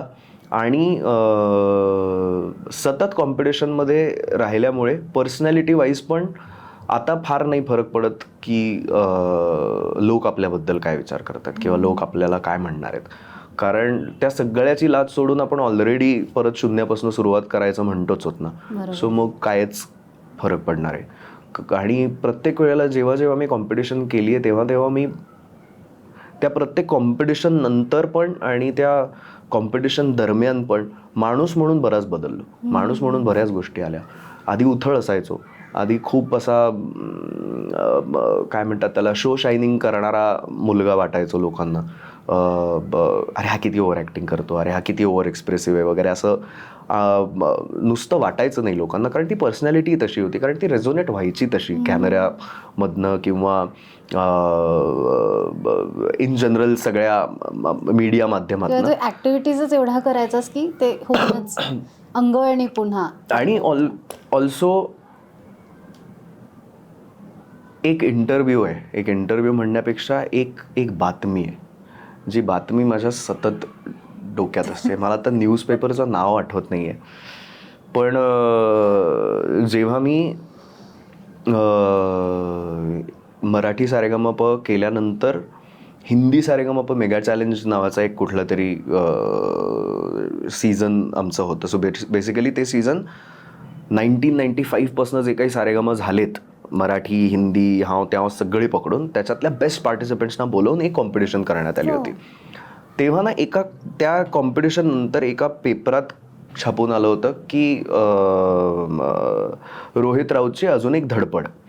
सो आणि त्याच्या खाली ते लिहिलं होतं की रोहित राऊत सततच काही ना काहीतरी करून प्रकाश झोतात राहण्याचा प्रयत्न करत असतो आणि त्याची ही नवीन धडपड आहे. आणि मला असं तेव्हा राग आलेला त्या गोष्टीचा, पण नंतर माझं असं झालं की चल ठीक आहे ना, let's make it a character नाव. म्हणलं करेक्ट आहे, तुम्हाला फेमसाठी वाटत असेल, मला माझ्यासाठी ते फेम नाही आहे. मी हे फक्त आणि फक्त माझ्या बेटरमेंटसाठी करतो आहे. माझी धडपड असेल तर धडपड आहे, पण ठीक आहे, कोणाला तरी माझी धडपड दिसती आहे ना, कोणाला तरी हे वाटतं आहे ना की मी काहीतरी करण्याचा प्रयत्न करतो आहे. So I am still working on that की कधीतरी ती हेडलाईन अशा पद्धतीने येईल की finally Rohit Raut has achieved something. But till then ती धडपड कायम राहील. ती जस्ट अ रॅन्डम थॉट, उद्या जर मला आउट ऑफ इंडिया कुठला रियालिटी शो करायची वेळ आली आणि मला जर तोही मिळाला करायला, I will always do that. Because मी प्रत्येक वेळेला जाताना कुठली ना कुठली तरी गोष्ट रिप्रेझेंट करण्याचा प्रयत्न करतो. जेव्हा मराठी सारेगमा करत होतो तेव्हा मी माझं गाणं माझ्या गुरुजींना आणि माझ्या गावाला रिप्रेझेंट करत होतो. जेव्हा हिंदी इंडियन आयडल केलं तेव्हा मी महाराष्ट्राला रिप्रेझेंट करत होतो. जेव्हा मी आयपॉप केलं तेव्हा मी स्वतःला प्लस माझ्या भाषेला रिप्रेझेंट करत होतो. आवडेल कधी जर अमेरिकाज गॉट टॅलेंट किंवा अशा कुठल्या ब्रिटन्स गॉट टॅलेंट वगैरे मधनं जर कधी फोन आला तर तेही करायला आवडेल का, कारण then I will be representing my country on a bigger level. So that is the biggest thing for me. मला जर कुठल्याही पद्धतीने लोक लक्षात ठेवणार असतील आणि जर लोकांच्या लक्षात राहण्यासारखं थोडंसं जरी मी काम केलं तरी that is a successful thing for me. Thank you दादा. मॅनिफेस्टेशन खरंच काही असेल तर we will do that for you. आहे की आम्हाला मॅनिफेस्टेशन आहे खरं. I believe strongly in manifestation. या म्हणजे अनुभव आहे प्रचंड. मॅनिफेस्टेशन हा शब्द कदाचित आत्ता फेमस झाला असेल आपल्या या सोशल मीडिया काळामध्ये, बट मॅनिफेस्टेशनच्या आधीचा शब्द होता universe. Pray to universe and universal forces will try to get that for you. आणि त्याच्या आधी चांगल्या पद्धतीने आपल्याला आईवडील आपले किंवा त्याच्या आधीची पिढी सांगायची की देवा देखाचं कर, देवाला थँक्यू म्हण, थँक्यू सांगत जा त्याला. तर ते प्रत्येक काळात शब्द बदलत गेलाय, बट इट रिअली वर्क्स. बंद डोळ्यांनी जी स्वप्न बघतो ती पूर्ण होण्याचे चान्सेस फार कमी असतात, पण उघड्या डोळ्यांनी बघितलेली स्वप्न लवकर पूर्ण होतात, कारण त्याच्यासाठी तुम्ही ॲक्टिव्हली मेहनत करत असता. It is not just manifestation. फक्त मॅनिफेस्टेशन केलं की मला 200 कोटी हवेत आणि तुला आले असं नाही आहे. त्या 200 कोटी कमवण्यासाठी जे काही करावं लागेल त्याची तयारीही पाहिजे. मला जी काही गोष्ट आजपर्यंत मॅनिफेस्टेशनबद्दलची कळली की manifestation only works if you provide it with the hard work. त्या मॅनिफेस्टेशनचं मशीन चालण्यासाठी हार्डवर्कचं इंधन देणं फार गरजेचं आहे, नाहीतर ते नाही होत. Otherwise then it is just भिका मागल्यासारखं आहे ते की हे दे ना मला ते. मी रात्री 11 वाजले, 1, 2, 3 वाजले, 1, 2, 3, 4 वाजले की स्क्रीनशॉट काढणं इज नॉट मॅनिफेस्टेशन. प्लीज. 11 म्हणजे सॉरी. अरे खरंय खरंय. म्हणजे हे नाहीये मॅनिफेस्टेशन हे बेसिकली तुम्हाला जे हवंय त्याबद्दल इतका अतोनात प्रयत्न करा ना की प्रत्येकाला ते प्रयत्न विजिबल दिसतील आणि कोणीतरी त्या युनिव्हर्सल फोर्स थ्रू तुमच्याकडे येईल आणि म्हणेल की अरे I have seen your efforts, मला तुझे एफर्ट्स दिसत आहेत, चल आपण काहीतरी करूया एकत्र काम. तुमचे एफर्ट्स दिसणं गरजेचं आहे. ते सक्सेसफुल होऊ देत किंवा नाही होऊ देत हा तुमच्या नशिबाचा भाग आहे, पण तुम्ही एफर्ट करणं हे तुमच्या हातात आहे. सो मग ते दिसलं की मॅनिफेस्टेशन पण पटकन वर्क होतं. खरंय. मला सांग की फक्त टॅलेंट असणं गरजेचं आहे की त्यासोबत तुला बिझनेस माइंड असणं गरजेचं आहे, किंवा तुला पैसे कमवता येणं हे तुझ्या फक्त टॅलेंटवरती नाही अवलंबून असत, तर तुला तसं पण एक ब्रेन तुझा वर्क करावा लागतो, हे ह्याच्यावर तुझा विश्वास आहे? हो. आणि तू त्यासाठी काही एफर्ट्स घेतलेस? हो, डेफिनेटली. म्हणजे आपल्याला ना एक गोष्ट अंडरस्टँड करणं फार गरजेचं आहे इथे, की आपण आता त्या काळात काम नाही करत आहोत जिथे मोजून 5 सिंगर आहेत, 5 कंपोजर आहेत, 5 रायटर आहेत, 5 डिरेक्टर आहेत आणि 5 प्रोडक्शन हाऊस आहेत. आज सोशल मीडिया, यूट्यूब म्हण किंवा ह्या सगळ्या गोष्टींमुळे ना प्रत्येक माणूस ज्याच्यामध्ये ॲस्पिरेशन्स आणि स्वप्न आहेत तो प्रत्येक माणूस काहीही बनवू शकतो. सो ह्या सिच्युएशनला आल्यानंतर तुम्हाला स्वतःवर काम करणं आणि सिच्युएशनप्रमाणे बदलणं हे फार गरजेचं आहे. माझ्या टॅलेंटच्या भरोशावर मी जर रोज घरात 6 तास रियाज करत राहिलो तर कोणाला माहिती आहे मी रोज घरात 6 तास रियाज करतोय, किंवा कोणाला फरक पडणार आहे की मी रोज 6 तास रियाज केलाय की नाही केलाय. कारण तो जो रियाज आहे तो मी माझ्या कलेसाठी करतोय, तो मी माझ्या गळ्यासाठी करतोय. माझा गळा शार्प राहावा, माझा गळा रोज काम करत राहावा म्हणून मी ती केलेली मेहनत आहे. पण तुम्हाला जर कामं मिळवायची असतील तर तुम्हाला बाहेर पडावं लागेल, तुम्हाला लोकांना भेटावं लागेल, तुम्हाला लोकांकडे, आणि मुळात काम मागायची लाज नसली पाहिजे. तुम्हाला जर एखादी गोष्ट तुम्हाला माहिती आहे ना की तुम्ही बेटर करू शकता आणि प्रोव्हाइडेड, म्हणजे आता बरेचदा असं होतं की लोक म्हणतात की अरे पण काय यार कोणी बोलवतच नाही यार. आमच्याच फेलो कलिग्समधलंच कॉन्व्हर्सेशन हे बरेचदा असतं की हल्ली बोलवतच नाही रे कोणी गायला, किंवा हल्ली बोलवतच नाही काही शोजला. नाही रे, शोज बिझनेस जरा थोडा थंड पडलाय. पण असं नाही आहे, नाही थंड पडलाय ना, शोज होतातच आहेत, रेकॉर्डिंग्स होतातच आहेत, गाणी बाहेर येतातच आहेत. तुम्ही काय एक्स फॅक्टर प्रोव्हाइड करताय ह्या काळात त्या सिच्युएशनला, त्या साऊंडला मॅच करायला, ह्याच्यावर लोक तुम्हाला बोलवणार आहेत काम करायला. तुम्हाला ह्याच्यावर नाही बोलवणार आहेत की कधी एकेकाळी हा खूप फेमस होता किंवा कधी एकेकाळी हा खूप टॅलेंटेड होता म्हणून. तुम्ही टॅलेंटेड आयुष्यभर असणार आहेत, तुमचं टॅलेंट नाही जात कधीच. तुमच्या गळ्यातनं, हातातनं, डोळ्यातनं, चेहऱ्यावरनं, एनी फील्ड मी म्हणतोय, मे बी ॲक्टिंग असेल, लिखाण असेल, काहीही असेल. पण तुम्हाला जर काम करायचं आहे, तुम्हाला जर टिकायचं आहे तर प्रॅक्टिकल आयुष्यात आपल्याला पैसे लागतात जगायला. घर पैशांनी चालतं. सो ते पैसे कमवण्यासाठी जर तुम्हाला बाहेर पडून एखाद्या व्यक्तीला काम मागावं लागलं तर मागा. तुम्ही तुमच्या कामाबद्दलचे पैसे मागणार आहात. तुम्ही काम मागताय म्हणजे तुम्ही भीक नाही मागत आहात किंवा तुम्ही फेवर नाही मागत आहात. तुम्ही म्हणताय की एखादं तुझ्याकडे जर काम असेल जे तुला वाटतंय की माझ्या लायकीचं आहे किंवा मी करू शकेन, तर मला प्लीज नक्की सांग. एवढं सांगायला काय होतंय, नाही मिळेल तो नंतरचा भाग, पण प्रयत्न चालू राहिले पाहिजेत. आणि बिझनेस पॉइंट ऑफ व्ह्यूने आत्ताच्या घडीला जर तुमचं करिअर, आणि हे मी सगळ्या फील्डमधनं सांगतोय की in any situation, if something is great happening to you right now, make the most out of it. Secure your future first, secure your incomes first, secure your life first, आणि त्याच्यानंतर मग तुम्ही बाकीच्या सगळ्या गोष्टी करायला लागा. म्हणजे आता सिक्युअर करा म्हणजे सतत पैशांच्या मागे लागा वगैरे हे नाही म्हणणं आहे माझं म्हणणं फक्त एवढंच आहे की आपल्याला महिन्याला लागणारे किंवा वर्षाला लागणारे आणि त्या व्यतिरिक्त कधी जर अडीअडचण आली तर त्या फ्युचरसाठी लागणारे पैसे इज दी ओनली थिंग खरं तर जेवढ्यांची गरज आहे प्रत्येक व्यक्तीला. माणसाच्या गरजा वाढतात, त्यामुळे माणूस हलतो किंवा त्यामुळे तो करेक्ट नाही चालू शकत. आपण गरजा कंट्रोलमध्ये ठेवल्या आपल्या तर बिझनेस आणायलाही आपल्याला मजा येते. म्हणजे मला एवढे पैसे कमवायचे आहेत, एवढे पैसे मी कमवलेत, ह्याच्या व्यतिरिक्त माझ्याकडे जेवढा वेळ आहे ना, मग मी तो सगळाचा सगळा वेळ माझ्या क्राफ्टसाठी देईन. मग मी तो सगळाचा सगळा वेळ माझ्या कामासाठी देईन. जेवढ्याची गरज आहे तेवढं बिझनेस येणं प्रत्येक कलाकाराला हे तेवढंच गरजेचं आहे. फक्त ऑपॉर्च्युनिटीज, कारण आपल्याकडे बरेच प्रोड्युसर्स, बरेच प्रोडक्शन हाऊसेस किंवा बरीच लोक अशी येतात की रे आम्ही तुला ऑपॉर्च्युनिटी देतोय, आम्ही will give you opportunity, will give you a break. So for first few days it's fine. काही पहिले दिवस छान आहे हे ऐकायला की हो बरोबर तुम्ही आम्हाला पहिलं गाणं दिलं आणि आम्ही चार्ज नाही करणार तुमच्याकडनं पैसे वगैरे.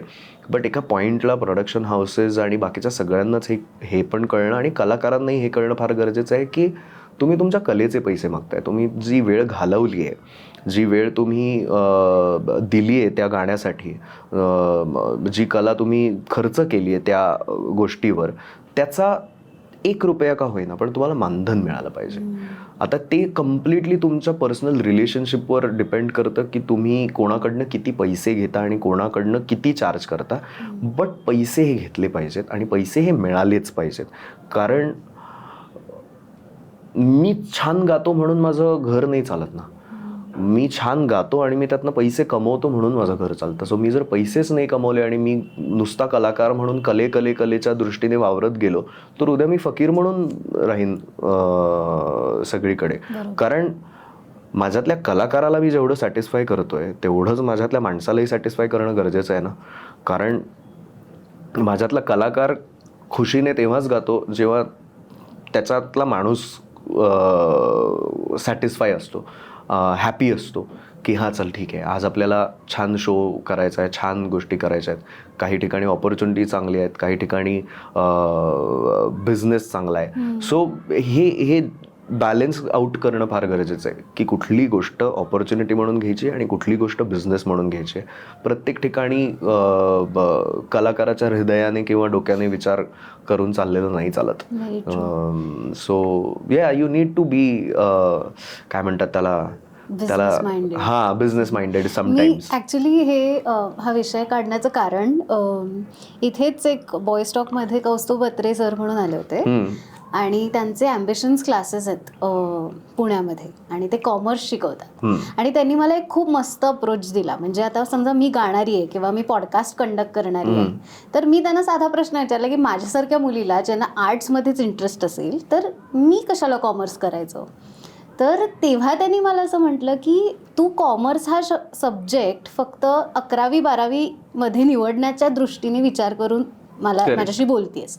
तुला माहितीये का कॉमर्स म्हणजे बिझनेस. करेक्ट. सो तुला सगळ्यात जास्त गरज आहे कॉमर्सची आत्ता. करेक्ट. आणि हेच जर का तू तेव्हा शिकली असतीस तर तू तुझ्या कलेसोबत बिझनेस पण करायला शिकली असतीस. सो ही किती महत्वाची गोष्ट आहे. आणि कारण आपण ना मराठी घरांमध्ये आपल्याकडे नेहमी जेव्हा लहानपणापासून आपल्याला वाढवलं जातं ना, आपण जेवढे सुंदर संस्कार देतो ना, जेवढे आपण सुंदर गोष्टी शिकवतो आपल्या मुलांना मुलींना, त्याच पद्धतीने ना आपण एक गोष्ट अजून नव्याने शिकवायला पाहिजे, विच इज बिझनेस. प्रॅक्टिकली तुम्हाला जगात काय खरं तर गरज लागणार आहे ह्या गोष्टीची. माझ्याकडे माझे वडील हा 1 हँडेड मॅन होता, त्यामुळे मला फार बरं पडलं. कारण वाय, बिकॉज त्यांचा जॉब मार्केटिंगमधला होता. So he was always selling something. तो आज पापड विकतोय, उद्या पुस्तकं विकतोय, उद्या काहीतरी पेनाचा डब्बा विकतोय, कधीतरी कॅडबरीचे चॉकलेट्स विकतोय, कधीतरी नूडल्स विकतोय वगैरे. मी वेगवेगळ्या गोष्टी माझ्या वडिलांना विकताना बघितलंय. सो त्याच्यामुळे ना, आणि कुठल्या भागामध्ये कुठली गोष्ट चालतीये आणि त्या पद्धतीने त्याचा सप्लाय करणं, म्हणजे डिमांड सप्लाय किंवा ह्या सगळ्या ज्या गोष्टी होत्या ना, त्या मला लहानपणीपासून त्यांच्या जॉबमधनं बघायला मिळाल्या की how he sells. He is a greatest salesman I have ever seen, my बाबा. कारण ते ज्या सेक्टरमध्ये किंवा ज्या कंपनीचा जॉब घ्यायचे आणि ज्या गावामध्ये त्यांना पोस्टिंग मिळायची, त्या पोस्टिंगमध्ये ते त्या कंपनीचा बिझनेस दुप्पट करून द्यायचे 1-2 वर्षात. That company use to be very happy with him. आणि त्या हिशोबाने नवीन नवीन प्रमोशन्स मिळालेत. म्हणजे त्यांनी जेव्हा जेव्हा जॉब बदललाय ना तेव्हा तेव्हा ते 1 स्टेप अपच गेलेत त्यांच्या जॉबमध्ये. की सुरुवात जर केली असेल सायकलवरनं पापड विकण्याने, तर एका पॉइंटला हे पण बघितलंय त्यांनी की त्यांच्या हाताखाली 80 ते 90 लेबर्स कामाला होते. एका पॉइंटला त्यांनी ते सगळं सोडून नवीन ऑपॉर्च्युनिटी जॉबची मिळतीये, सो ते सगळं सोडलं आणि तो सगळी फॅक्टरीचा डोलारा सोडून तो माणूस परत शिफ्ट झाला की नाही मला आता ह्याच्यात मजा येते, मी हे करतो. सो ही त्यांना पण ADHD correct, I don't know, probably. म्हणजे सी त्याने एक गोष्ट काय शिकायला मिळाली मला की तुमचे ॲस्पिरेशन्स आणि तुमचे ड्रीम्स हे कायम मोठे असणार आहेत तुमच्या आजूबाजूच्या लोकांपेक्षा.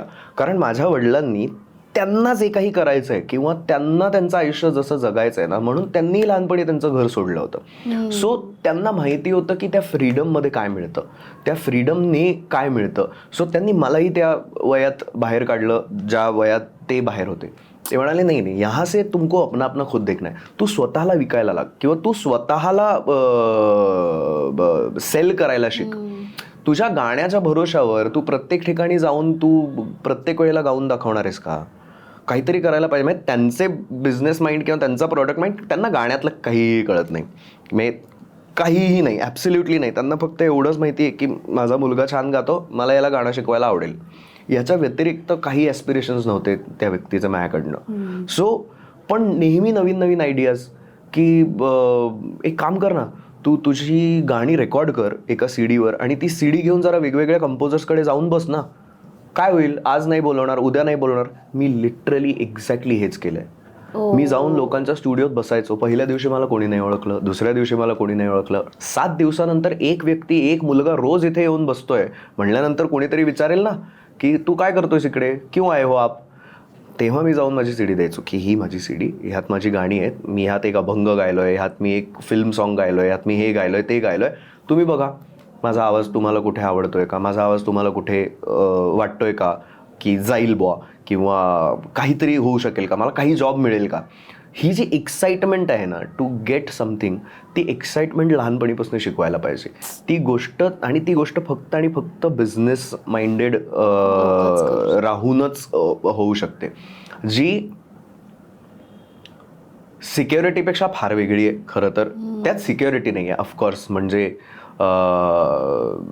मेटॅक्युलसली प्लॅन करून तुम्ही तुमचं करिअर नाही करू शकत आर्ट्स या सेक्टरमध्ये. पण एक गोष्ट आहे की कॉमर्स या गोष्टीचा फायदा सर्वात जास्त आर्ट्सवालेच उचलू शकतात, सगळ्यात जास्त. म्हणजे आता माझे बरेच मित्र आहेत, सो मी त्यांना मजेत म्हणतो, काय रे तुम्ही कॉमर्समध्ये शिकलात, एवढं सगळं केलं, आज तुम्ही CA आहात, शेवटी बिझनेस माझाच हँडल करताय की नाही, शेवटी तुम्ही पैसे कोणाचे हँडल करतायत, आमचेच हँडल करताय की नाही. सो हा फनी वे मध्ये जरी सांगायचं झालं तरीही we depend on each other. So ते कॉमर्स, तुम्ही आर्ट्स करताय का, कॉमर्स कमवायला ना, पैसे कमवायलाच तुम्ही आर्ट्स करताय तुम्ही. म्हणजे मला जर फेम नको असलं असतं, आणि हे मी अत्यंत ऑनेस्टली माणूस म्हणून बोलतो की मला जर फेम, पैसा, छान राहणीमान किंवा छान घर, छान गाडी, छान फोन, हे जर सगळं मला नको असलं असतं आणि ह्या सगळ्याच्या पलीकडेचा जर मी माणूस असलो असतो ना, तर मी आज छान माझ्याकडे गावात फक्त रोज सकाळी 2 तास छान 3 तास रियाज कर आणि कुठेतरी नोकरी कर आणि कुठेतरी काहीतरी कर, हेच मी केलं असतं. पण मला हवंय की मला अजून मोठं व्हायचं आहे किंवा मला अजून बऱ्याच गोष्टी कमवायच्या आहेत, मला अजून बऱ्याच गोष्टी करायच्या आहेत. That's what drives me. So त्याच्यामुळे मला ते बिझनेस माइंडेड राहिलेलं आवडतं की ठीक आहे. आणि याने 2 गोष्टी होतात, नाती व्यवस्थित राहतात. कारण माणूस प्रोफेशनल जर असेल तर त्याला बरोबर माहिती असतं की ह्या पॉईंटला बिझनेस करायचा आहे आणि ह्या पॉईंटला बिझनेस नाही करायचा आहे. सो ती एक करेक्ट गोष्ट कलाकार म्हणून कळलेली असते त्या वेळेला. So it is highly important की प्रत्येक सिंगर, कंपोजर, लिरिसिस्ट, प्रत्येक however it is in the arts business, त्यांना बिझनेस करता आला पाहिजे, त्यांना स्वतःला विकता आलं पाहिजे. सो हेच आम्हा कौस्तुभ अत्रे सरांचं पण म्हणणं आहे. सो तुम्हाला जर का कोणीही व्हायचं असेल, चित्रकार व्हायचं असेल, गायक व्हायचं असेल, तरी सुद्धा तुम्ही कौस्तुभ अत्रे सरांच्याच क्लासला जा, ॲम्बिशन क्लासेसना भेट द्या आणि कमेंट्समध्ये किंवा डिस्क्रिप्शनमध्ये आम्ही त्यांच्या क्लासेसची किंवा त्यांच्या वेबसाईटची लिंक टाकून ठेवतोय. सो मी शेवटाकडे येते. मला सांग, तुला एक माणूस म्हणून किंवा एक पुरुष म्हणून काय अनलर्न करायला आवडेल? बऱ्याच गोष्टी आहेत. अनलर्न म्हणण्यापेक्षा I wish I new this sooner वाला झोन आहे हा, की अनलर्न म्हणण्यापेक्षा, कारण त्या I always learn something from the mistakes that I have done, but कदाचित वेगळ्या पद्धतीने करायला आवडलं असतं असं बऱ्याच गोष्टींबद्दल वाटतं. म्हणजे ग्रोईंग अप, कदाचित जर एखादी बाई आयुष्यात असली असती इन एनी आस्पेक्ट, आई ह्या स्वरूपात म्हणा किंवा मैत्रीण ह्या स्वरूपात म्हणा, तर बऱ्याच गोष्टी अजून सोप्या झाल्या असत्या, किंवा बऱ्याच गोष्टी ज्या मुलांकडनं युजली रागात लॅश आउट होतात ना, त्या गोष्टी सांगायला कोणीतरी असलं असतं. सो मला असं वाटतं की कदाचित ही एक गोष्ट मला आवडली असती अनलर्न करायला, की मी लहानपणीपासून आत्ता जितका बोलका आहे तितका जर असलो असतो तर मजा आली असती. असं वाटतं की might have been a different Rohit Raut all together.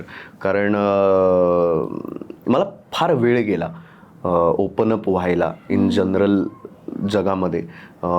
मी बुजरा खूप होतो, कारण बोलता यायचं नाही फार, आणि बोललो तर कायम ती एक भीती असायची की आपल्या भाषेवरनं, आपल्या ॲक्सेंटवरनं आपला मजाक तर नाही उडवल्या जाणार. म्हणजे मगाशी जसं मी म्हणलं की आनी पानी केस बुट चपलं, सो त्यामुळे मी एकतर फार बोलायचो पण नाही. पण हळूहळू because of all the friends that I got in my life, त्यांच्यामुळे हे जे काही आज असं मध्येच इंग्लिश मध्येच मराठी वगैरे असं जे काही जमतं मला, ते सगळं त्या सगळ्या गोष्टींमुळे आहे. मी कदाचित लवकर ओपन अप झालो असतो लोकांबरोबर. कदाचित असं वाटतं की ह्या सगळ्या गोष्टी आधी कळल्या असत्या तर जो उथळ रोहित राऊत लोकांना वाटला, किंवा जो शिक्कामोर्तब माझ्यावर झाला, एक काय वर्ड्स वापरायचे, रापचिक किंवा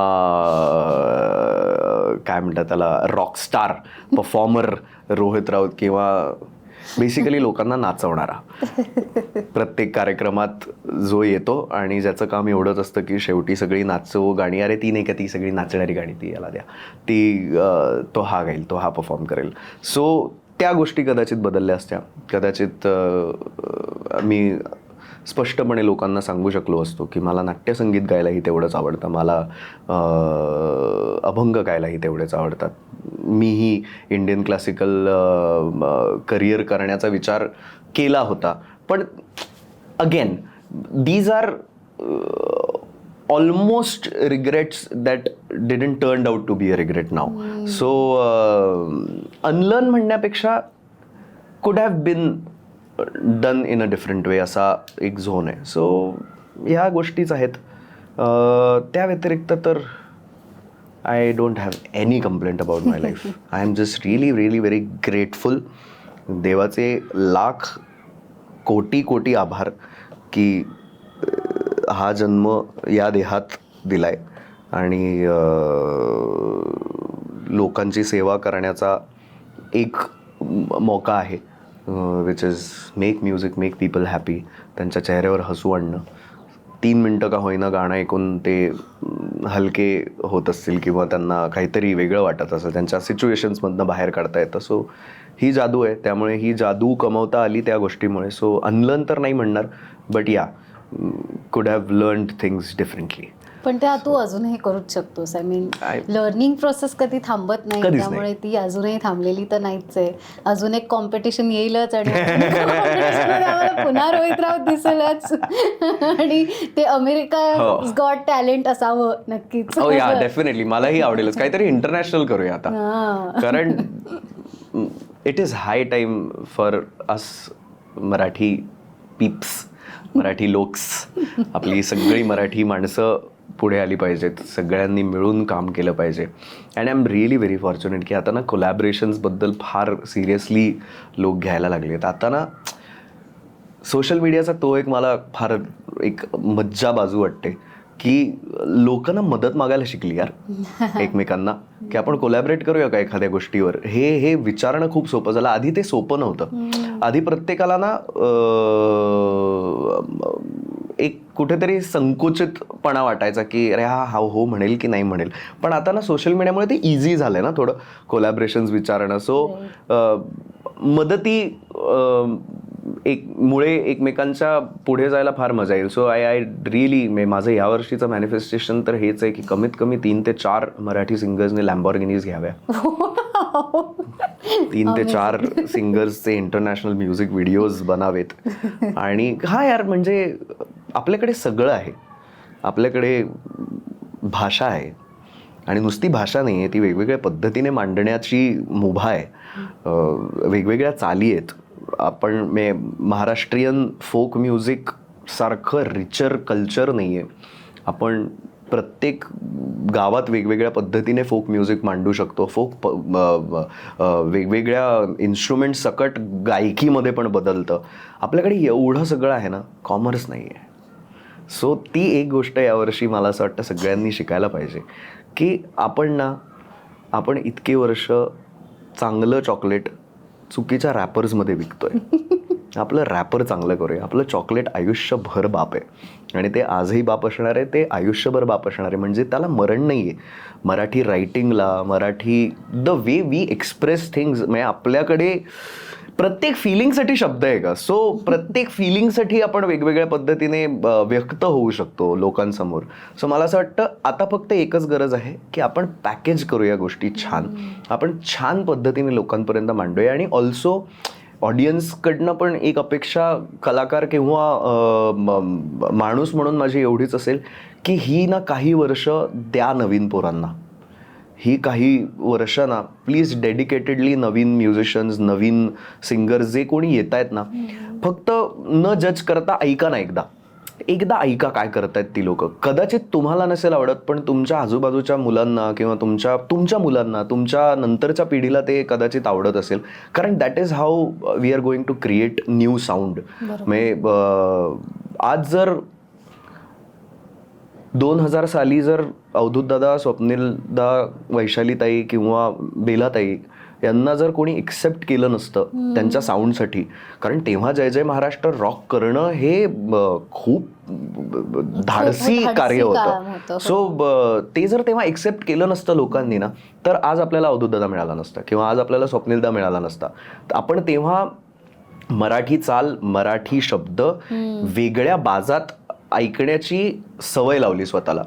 परत तीच सिच्युएशन आहे, परत तेच चालू आहे सगळं. It's nothing new. हा सेम कालचक्र आहे. तुम्हाला नसतील आवडत गाणी, परत 5-7 वर्ष थांबा, परत तुमच्या आवडीची गाणी परत येतील. हे असंच फिरत राहणार आहे. पण जे आत्ता काही नवीन येत आहे, एक थोडासा आपण हे काय आहे हा एक मुद्दा बाजूला ठेवून, असं वागणं बाजूला ठेवून बघूया बरं काय आहे. असं जर या पर्स्पेक्टिव्हने जर बघत गेलो ना, तर नवीन लोकांनाही बूस्ट मिळेल. आणि तुम्हाला जे काही सांगायचं आहे त्यांना ते चांगल्या पद्धतीने सांगा. Be good to everyone, because it comes back.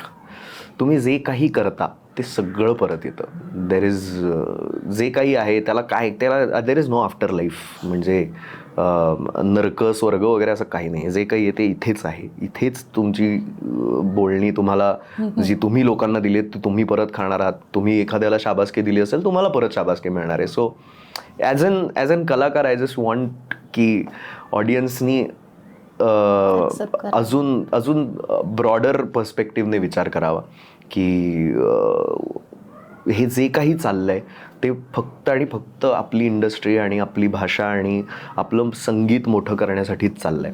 कुणीही ह्याच्या पलीकडे काहीच करत नाही आहे. सो जर सगळे मिळून जर राज्याला आणि आपल्या सगळ्या कलेला मोठं करण्याचा प्रयत्न करतात, तर लेट्स सपोर्ट एव्हरीवन ना.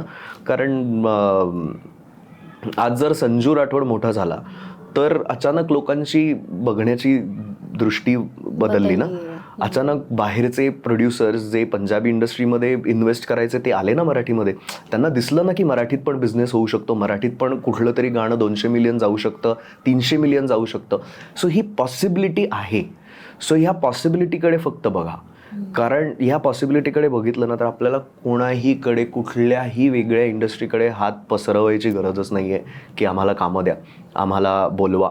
आपण आपले सफिशियंट आहोत to create whatever we want. आणि मला असं वाटतं हे सगळं 2026-2027 घडणार आहे. बिकॉज आय एम व्हेरी काय म्हणतात त्याला, positive person in generic. So मला वाटतंय की यावर्षी ते होईल, या 1-2 वर्षात. आणि डेफिनेटली होऊ देत बाबा, चांग भलं होईल, नक्की होईल. आणि तुझ्यासारखे क्रिएटर्स आम्हाला मिळाले त्यामुळे तर आणखीनच होप्स हाय आहेत. त्यामुळे होणारच. Always thank you trying. So much. Thank you. मला खूप मजा आली. सेम हिअर, मलाही मजा आली. आय होप मी तुझ्या सगळ्या आपल्या ह्या कॉन्व्हर्सेशनमध्ये ऑनेस्ट राहिलोय आणि बरा बोललोय. बऱ्याच लोकांची माझ्याकडनं कंप्लेंट असते की मी खूप इंग्लिश बोलतो, पण आय होप मी यावेळेला प्रयत्न केलाय थोडासा. पण ते आहे आता सवयीचा भाग आहे. नाही ते तर म्हणजे काय, आता उलट जर का इंग्लिशमध्ये न बोलता फक्त मराठी बोलायचा प्रयत्न केला असतास तर ते ऑनेस्ट नसतं राहिलं. करेक्ट. सो आता एखादं गाणं आम्हाला ऐकव आणि अरे हक्क बापरे. कर. ओ, हे जे गाणं आहे that's basically a new song जे अजून रिलीज नाही झालं आहे. मी आणि माझा खूप जवळचा मित्र, ज्याला मी खूप वर्षांपासून ओळखतो, गंधार कदम, रॅपर, जो 1080G नावाने पण ओळखला जातो त्याच्या रॅपिंग वर्ल्डमध्ये. सो त्याच्याबरोबरचं हे गाणं आहे. It's a Hindi song but with the core मराठीपणा इन इट. आणि मला असं वाटतं 2026 जस्ट आपलं सुरू झालं आहे. सो हे गाणं is what I want people to remember me by this year. So माझ्या सगळ्या प्रश्नांची तुम्ही आयुष्यभर जी काही विचारत होता त्याचं उत्तर हे आहे. मैं मेरी कला भगवान तीनों साथ बड़ा प्लान बना के बस कर देंगे, लिख के तराने पेश करूँ नजराने और हौले हौले दिल सबका भर देंगे. मैं मेरी कला भगवान तीनों साथ बड़ा प्लान बना के बस कर देंगे, लिख के तराने पेश करूँ नजराने और हौले हौले दिल सबका भर देंगे. करी मेहनत बस मैंने और सोचा ना कभी फल का, है सफल जो ये सफर तो बस बन गया मौजी मन का. दे दे हवा सपनों को तू और लड़ जा तू भिड़ जा तू नड जा रे. टेक ऑफ कर मित्रा तो देव तुझ्या पाठी, टेक ऑफ कर मित्रा घे सारं तुझ्यासाठी, टेक ऑफ कर मित्रा तो देव तुझ्या पाठी, दे घामान जिगरा घे सारं तुझ्यासाठी, टेक ऑफ कर मित्रा तो देव तुझ्या पाठी, टेक ऑफ कर मित्रा घे सारं तुझ्यासाठी, टेक ऑफ कर मित्रा तो देव तुझ्या पाठी, दे घामान जिगरा घे सारं तुझ्यासाठी रे. एक नंबर. काय वर्ड्स आहेत यार.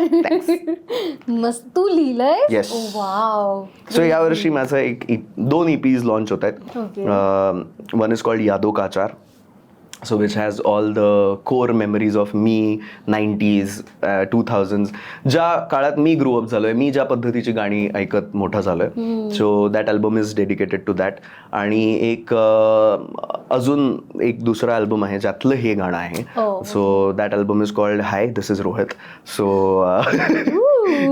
सो इट्स जस्ट इंट्रोडक्शन, माझं नव्याने इंट्रोडक्शन की हाय दिस इज मी, की लिहिणारा रोहित, गाणारा रोहित, कंपोज करणारा Rohit. And through that journey, through that songs, I just want our young cadets to just be inspired और वॉट एव्हर. मजा करा, म्हणजे मला फक्त वाईब करायची आहे. सो मी त्या वाईबमध्ये आहे. So yeah definitely take off, please take off. Lovely, खूप भारी. थँक्यू. आणि तुला खूप खूप खूप शुभेच्छा. Thank you. Thank you. Yes, let's go.